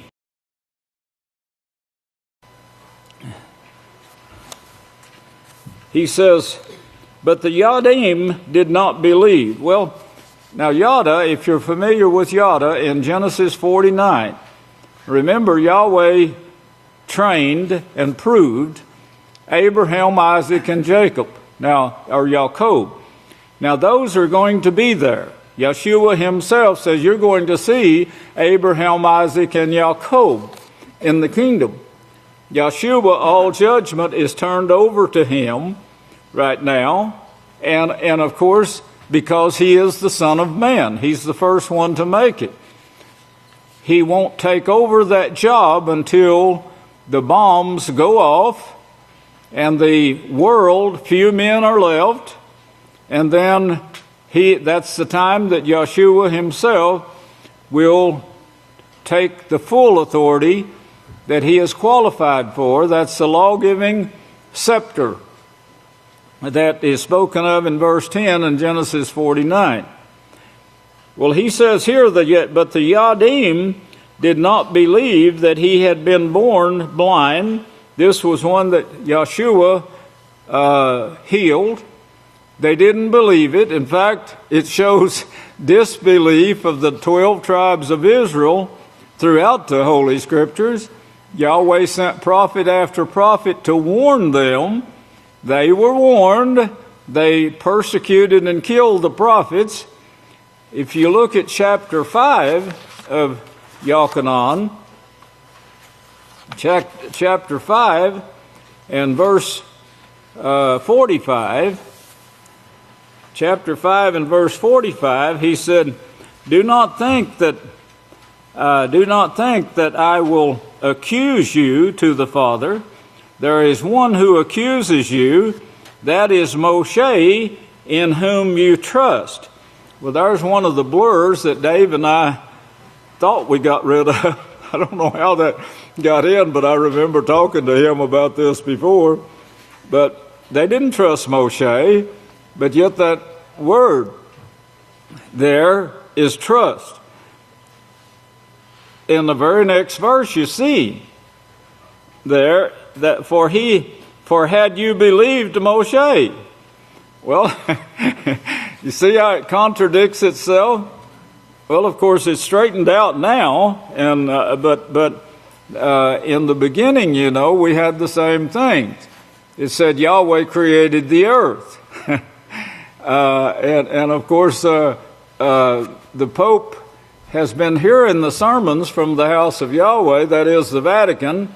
So they sent him a letter to read saying that God did not create the earth, but he by himself, but he just joined a team of other gods that did. Of course, the Pope is a liar, as Satan is a liar who leads him. And when he makes statements, lying statements like this, I am obligated to show him where he went wrong. And I'm telling him now, Yahweh says in Isaiah, if he'd look at other places, I did it myself. I did it by myself. There was no gods with me when I did it. There won't be any gods when my plan is finished. Period. There won't be a God anywhere in the universe when Yahweh's plan is finished. Gods are evil. That's in Genesis 3, verse 5. And if you go to verse 47 now, but if you do not believe his writings. So here we see the instruction for us, believe the writings, believe these writings of Moshe, but all the prophets. Mattithyah 4:4 says it plainly too. Man does not live, but by every word that proceeds out of the mouth of Yahweh. Now look at chapter 8 of Yahchanan, chapter 8, and look at verse 45. Yet because I tell you the truth. You see that right there? Because I tell you the truth. It's the truth they're rejecting. If I would tell you that Santa Claus came down the chimney, you would believe me. This is the world. If I tell you that Rome was formed by two boys that was raised by a she-wolf, you would believe me. This is what the world wants to believe. It's the truth they hate. And this is what Yahshua is showing you there. Because I tell you the truth, you don't believe me. It's the truth they hate. Because they don't want to follow righteousness. Righteousness is not seeking your way. Righteousness is asking of the priest, should I do this? As Deuteronomy 12 says, it's asking of the priest and then following his instruction 100%. Don't go from one side to the other. You've got to get this in your life in order to make it into Yahweh's kingdom. That is the truth that the Yadim hate. I know that there's no one here that hates these words of Yahweh. I know you love the words of Yahweh. I know you do. You've been proven. In 2 Kepha, in this book here, this was like Kepha. We'll show you that in the gematria. That's don't work on it now. Don't go to work on it now. We got this other stuff to work on in gematria right now. But when we get to the proving the apostles and the prophets, now I've already seen proof in the gematria that before they wrote, this book of Yahweh here was planned. It was every word of it here was planned. And we can prove that. Don't do it now. don't get on it now. You'll be griping at me because I'm laying too much on you again. But I'm telling you in advance, we can prove this. That this before the apostles, before the prophets ever wrote, these things were numbered, set in line. They were in heaven with Yahweh. They were before Yahweh, every word of it. And the people that wrote these things were also there, not really, not physically, but they were planned. He knew you before you were born. Now, if you can get this picture in your mind, he knew what you were going to write. He knew who was going to write it. And then he comes by the prophets, inspires them. They write what he already had before him. They were putting it in writing. That's how this book was put together. He shepherded this whole thing. Well, here in Kepha now, with that in mind, 2 Kepha 3, and look at verse 10. He says, "But the day of Yahweh will come as a thief in the night, in which the heavens will pass away with great noise now, and the elements will melt with fervent heat."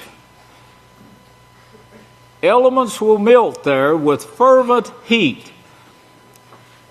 This is the great burning.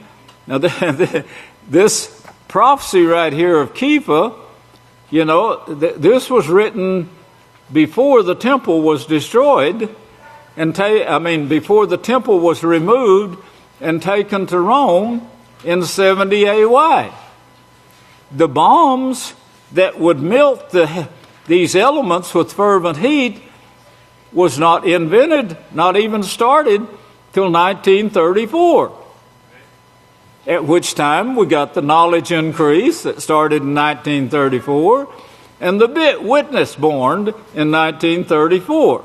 Then trained from the womb to be telling you this today. And all of that was taking place right in front of Yahweh, on front of his throne, on this so-called sea of glass. He says, "But the day of Yahweh will come as a thief in the night, in which the heavens will pass away with great noise, and the elements will melt with fervent heat." We're very close to that time right now, brethren. We're going to see that. You're going to see it unless you die before it takes place, but it's going to come really, really soon now. And I feel the urgency right now of getting this knowledge out to all the world before those nuclear bombs bring that fervent heat that's going to burn up the sinners, as Malachi showed in chapter 4. Malachi, if you have a King James version. But the earth and the works that are in it will be burned up. He's talking about sin. This is where sin is going to stop. They're going to stop it. And Yahweh had it all planned out to let them reject him and then show them what rejection brings. You, on the other hand, you got a unique position here. You believe without seeing. So he doesn't have to put you to death with nuclear bombs. You believe without seeing. You believe the Scriptures. You believe because the prophecies, I've expounded on these prophecies to you to show you that these prophecies are 100% accurate. The knowledge increase that Daniel said would be here at the time of 2 witnesses. And he showed that. That generation, that was shown to you. And then the numbering system that Yahweh gives us, that Bullinger wrote a book about. Colleges have marveled over this thing. They won't believe it, but they see it. They won't use it because it works against them. It calls them 666. The reason for that is Revelation said in chapter 13, the very last verse of chapter 13, he said, this number is the number of man. Rebellious man.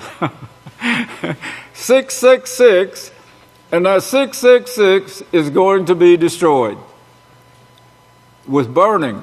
And this is what Kepha is talking about here right now. The works of this 666, as we're showing, I don't want to miss any of it. I want you to see everything that 666 stands for, because you can't be a part of it. Of course, you can go to the Holy Scriptures and say, I want to be a part of righteousness. It's not 666. It's 613. 613, yeah. You can't get 666 out of 613. But you can out of 612. Will be burned up. Be burned up. Now we see this in verse 10, and then we see he adds to that in verse 11 and says it'll be dissolved.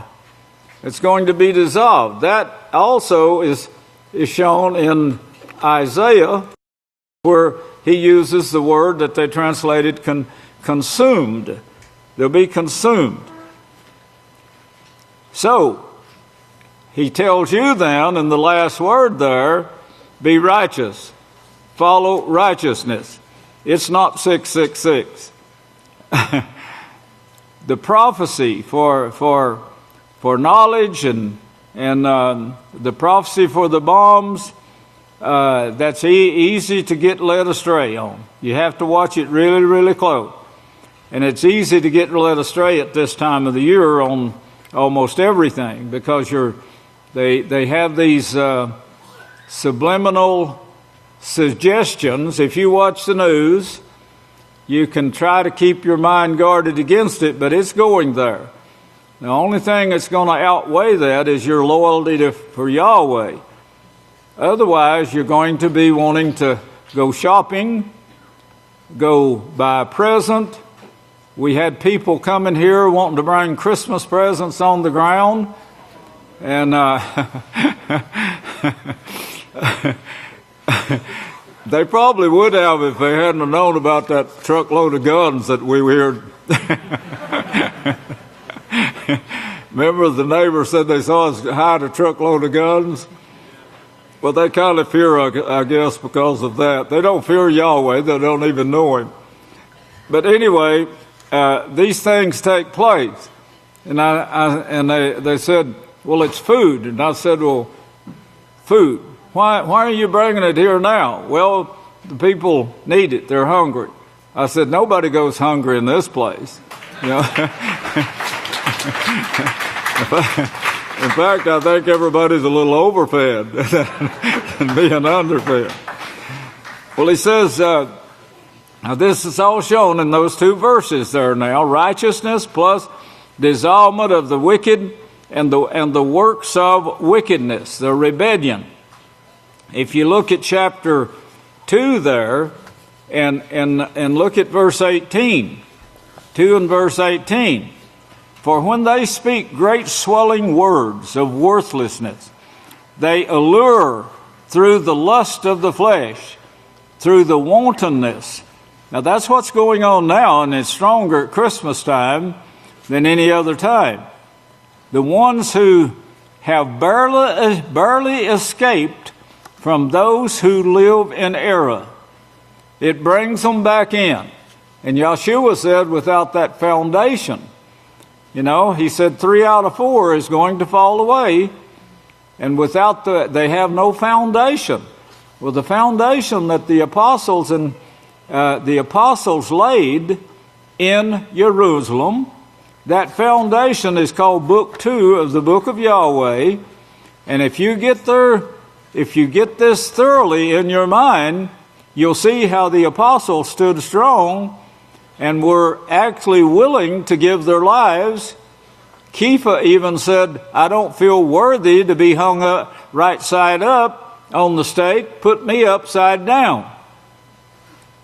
Well, that is strength. Verse 19, while they promise you liberty, they themselves are the servants of corruption. Corruption this corruption that's bringing about this great burning that Kepha just spoke of in chapter 3. For by whom anyone is overcome, to him he is enslaved. Now, at verse 20. Now, if after they have escaped the pollutions of the world through the knowledge of Yahweh, you see how you escape that? Now, keep in mind all the other scriptures when you read those verses there, because you can't just get this on your own. Yahweh says, go to my house where I choose to place my name. Now that narrows it down some. You know, most people mention the name and they start suffering persecution and they get rid of the name. But where you got to go to the place, ask, and it will be given to you. Don't follow after your own. Don't do whatever is pleasing in your own sight. All those scriptures would go with this one before you could understand what he's talking about. You got to have them here a little, there a little, all put together. And the Savior, Yeshua Messiah, they are again entangled after through this knowledge of Yahweh and of the Savior, Yeshua Messiah, they are again entangled in them, tangled up in Christmas, Santa Claus, or if you want to wipe that out and say, oh no, I didn't have that in mind, I just wanted to bring somebody here some food or give them some money. Give them some money? Why would you want to give somebody here money? Yahweh tells you, put your tithe and offerings in my house. Let his house give the money. You won't get credit from it, but you will in the end. Yahweh will give you credit in the end. But you won't get any glory or honor that way. If you get glory or honor, you've already got your reward, right? So what further reward is there? But nobody needs anything in the house that they don't get. They're taken care of fully. Because how now? We work together as a team at the house. As a team at the house. We take care of everybody in the house. We work to do so. We have departments set up. This is just like the earth is working right now for you. Well, that's the way the kingdom of Yahweh is going to work, and it's going to work throughout the whole universe, bringing exactly this way now, bringing this way to the universe where there won't be any wars ever again, because this is bringing wars. But he's overcome, and the latter end is worse with them than the beginning. For it would have been better for them not to have known the ways of righteousness than after they have known it to turn from the holy laws delivered unto them. It's like a dog returning to his own vomit, he said. Well, of course, this is a combination. He starts off here telling you about this the way the world and its works are going to end. And then he tells you how these people get lured away by, he didn't say pagan holidays. You'd have to get that from the prophets. Don't learn the way of the heathen. Don't learn this. That's the way of the heathen. Don't learn that. Come and learn what Yahweh tells you to do. Don't go aside from it. You go aside from it and Yahweh knows he can't trust you. Keep every word that proceeds out of the mouth of Yahweh. Yeshua taught the truth, righteousness. He worked miracles. I saw in the scriptures where everybody turned against him. In Yahchanan 6, and I told Yahweh, I said, I'd rather not have miraculous healings. And I would rather have people, it's my desire, that you train the people to come to you that actually wants to be a part of the kingdom and will believe without seeing. Here in Yahchanan 6 and verse 67, if I can find it here, 6:67, he said, "Then Yahshua said to the 12, will you also leave me?" You think of the thousands here that Yahshua, that followed Yahshua.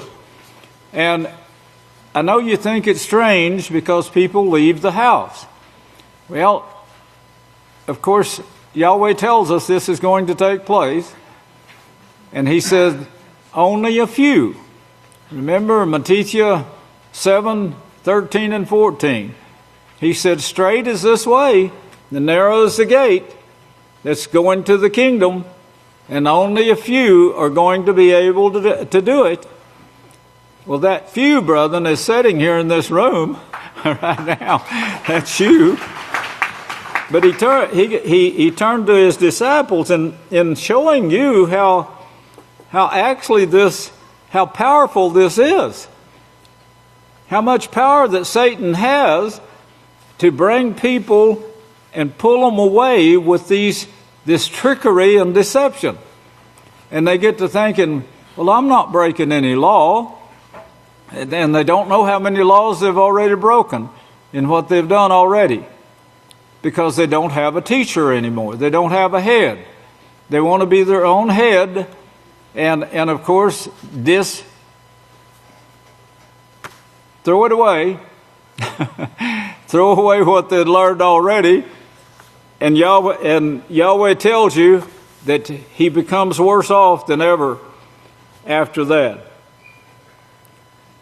In Yeshua, he was so impressed here that in trying to express his disciples, he is trying to warn them.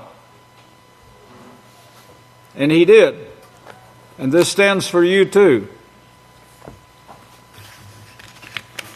It's kind of hard to believe when your mind is filled with lust, and we let it get filled with lust with things and people. But the overall view is what we just covered there with 2 Kepha. Let's go to 2 Kepha there again. 2 Kepha again. 2 Kepha 2. And read this before we go the other way. In 2 Kepha 2 and verse 4, he says, Now if Yahweh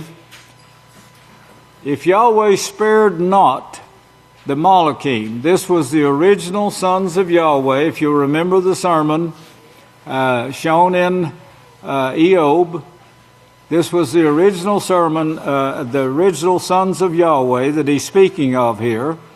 And if Yahweh did not spare these original sons who sinned, but will cast them into the abyss, and I won't elaborate any more on that, it's already scheduled to be covered, delivering them into chains of darkness, you'll find out what that is, darkness, to be reserved for judgment. And that's going to be you judging these. All judgment is already given to the sons of men, or the Son of Man. That is the promise from the beginning. So what's going to take place with these original sons right here, you're going to decide. Be tough. Don't bend. And did not spare the ancient world, but saved Noah, one of 8 people, a preacher of righteousness. Now that's what each one of you should be doing. The children here are teachers. Everyone hearing me out there needs to become a teacher of this righteousness. You need to be teaching it. You teach something every minute of the day. You either teach righteousness or rebellion. look back to Genesis 1:1. I think David might have covered this morning, Yehuda. But Genesis 1:1, in the beginning, Yahweh created the heavens and the earth. Yahweh. Now, of course, the Catholic Church, of course, is trying to belittle that and make out like that the gods created the heavens and the earth. And that's what the Pope is preaching right now, and got it out in letter form and on Twitter and every place where they can get the word out, that the gods created the heavens and the earth. That's not scriptural. You can't find it. In fact, you find just the opposite. But in the beginning, Yahweh created the heavens and the earth. Then the earth became without form and empty and darkness. That word darkness means the same thing that we're seeing right now out of the sons of man. They rejected Yahweh, so Yahweh turned them over to a reprobate mind to do those things that are not convenient, not pleasing, not beneficial, not acceptable. And they're the ones that's brought this burning about that we're fixing to experience. It was prophesied not for this time period, not quickly, but 6,000 years down the line. Figure it up from 4004 to right now. And you'll see it, we're at that point. Brought about, preached by two witnesses, and that's shown throughout the Holy Scriptures, even in Genesis. Now, he cursed. The next one is that the next lie they tell is that Yahweh cursed the earth. He turned it over to mankind. Mankind got really filthy, really ornery. And of course, look at verse 4, chapter 4. And they say, well, Yahweh cursed the earth. He caused a flood and murdered all those people. No, Yahweh was warning them that this was what they were going to bring. They were bringing curses to the earth. The earth was trying its best to take care of mankind. This micro kingdom that the earth is made out of, it was following the law of Yahweh to take care of mankind. So here now in chapter 4, they don't pay any attention to this, but look at verse 11. So now you are cursed from the earth. No one believes that. They believe that Yahweh cursed the earth and cursed mankind and regretted that he had made mankind. That's the way these scriptures were before 1982, when Yehuda and I started working to correct this thing and bring forth the Book of Yahweh again. Yahweh tells about it in Numbers before we ever did it. Already had the numbers lined out. He had it not lined out what Satan would do, and all the people that carry the 666. That 666 number is something that's a badge you really don't want. It starts with lust and then goes to rebellion and so forth. But believe this. Believe what he says right here. You're cursed from the earth. Yahweh doesn't curse you. He tells you to take care of the earth. Guard and keep it, he said. And he set it in motion to take care of you. I just told you about the arn being in the center of the earth, but that's not the only thing. The earth is such a beautiful thing, the way Yahweh made it, and you really need to know about it, and we'll get to it and what the Scripture shows on it, hopefully soon. Look at chapter 3 and verse 17. and believe this one too.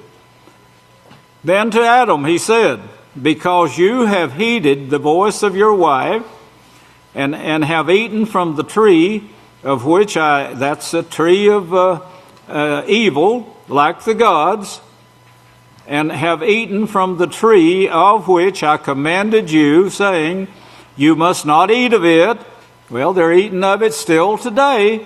The Pope is teaching it and teaching it to all the world. They took the name of Yahweh out of the Holy Scriptures, that is, out of the versions of the Book of Yahweh, the King James Version. Wouldn't allow it to be printed, so they didn't even know the difference of Yahweh and the gods. We've had a great work ahead of us, brethren, from the time that the work started. And we've done quite a bit. We haven't got it done. The biggest part is yet to come. But you think about what you're reading right now. It didn't just happen. It was brought about by long hours of labor. You're cursed with the ground for your sake. You're cursed. The earth is cursing you for your own sake. It's trying to get you, don't chop this corn stalk down. It can't produce corn if you chop it down. The earth is hollering at you. It may pick up a handful of dust and hit you in the face with it. Anything to get you to stop sinning. When you sin, you're cursed from the earth because you're harming the earth. And you're joining a team of Satan, the 666 number, that will bring harm to the earth, to the atmosphere, and to those who have to live on the earth.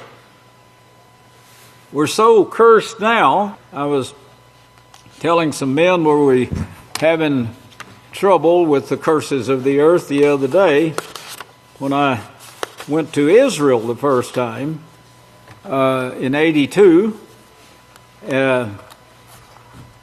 I stayed with a teacher that he and I were close friends before he went to Israel. He taught agriculture, and in fact, I helped him teach it because I had fields of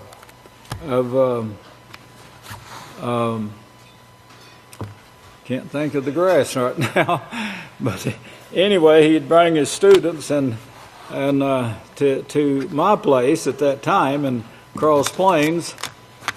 Well, he sold out and went to Israel, and so when I went to Israel the first time in 82, I stayed at their place, and while I was doing work there, I went to measure the temple, and he had a dairy. He bought into a moshav, had a dairy there that he ran, that he owned, and I said, Don,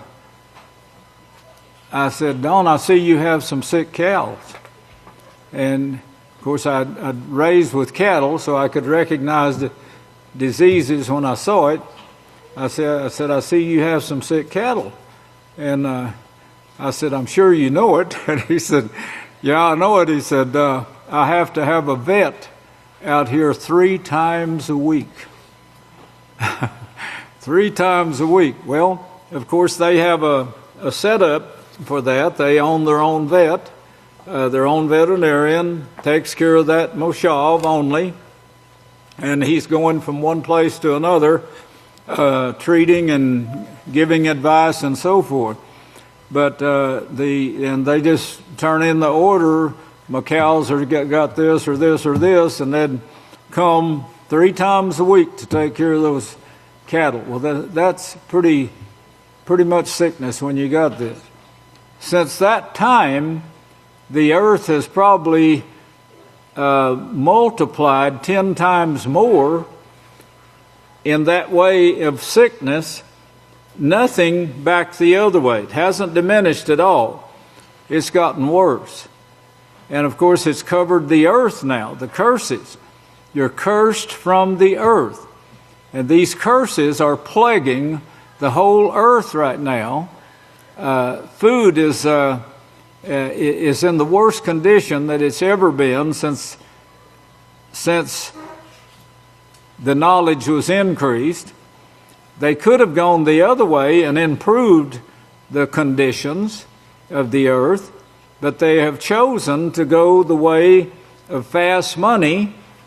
And of course, this is what's bringing the curses. They're cursing the earth, so they're cursed from the earth. They curse the earth so the earth cannot help them like it's supposed to. Now, before, it brought a flood. But Yahweh commanded them, saying, you won't clean the earth this way ever again. The next time, it will be far. Well, of course, mankind now in this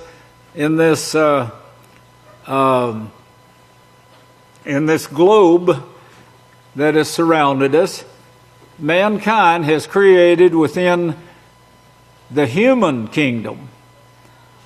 They've created a situation that they have no answers for. And Yahweh is showing now to heaven and earth what this is going to bring. When they have the power, when authority is given unto them, or they have the knowledge to build greater bombs. You know, it started off with clubs and rocks and so forth. But as they grew in hatred for one another, they created stronger weapons. Now, Yahweh held that back because he actually wanted all of these curses to be shown. The curses that we are bringing to the earth, he wants them to be shown and show the results that mankind, well, no beings can. They can't live, without blessings. They've got to have blessings to renew their body. The earth has to be blessed in order to renew itself. We're cursing the earth, so mankind now is cursing himself. Yahweh is telling him, we're telling him, unless you repent, you're going to bring nuclear war. You have the bombs that was prophesied. Why won't you believe that the use of those bombs will also, that is prophesied, will also come to pass? You're pretty much of a fool if you don't believe that. You see, the bombs are here, prophesied thousands of years ago. Well, you've created within this dome now that you can't get out of. It's impossible to live in anymore. The wars are raging. You have no way of solving the problems. You have put yourself in the mess that Yahweh said is going to come upon you like a thief in the night. That's what he inspired the Apostle Kepha to say. Coming from the 666. May Yahweh bless your understanding. I'll turn it back to the next speaker. I love you!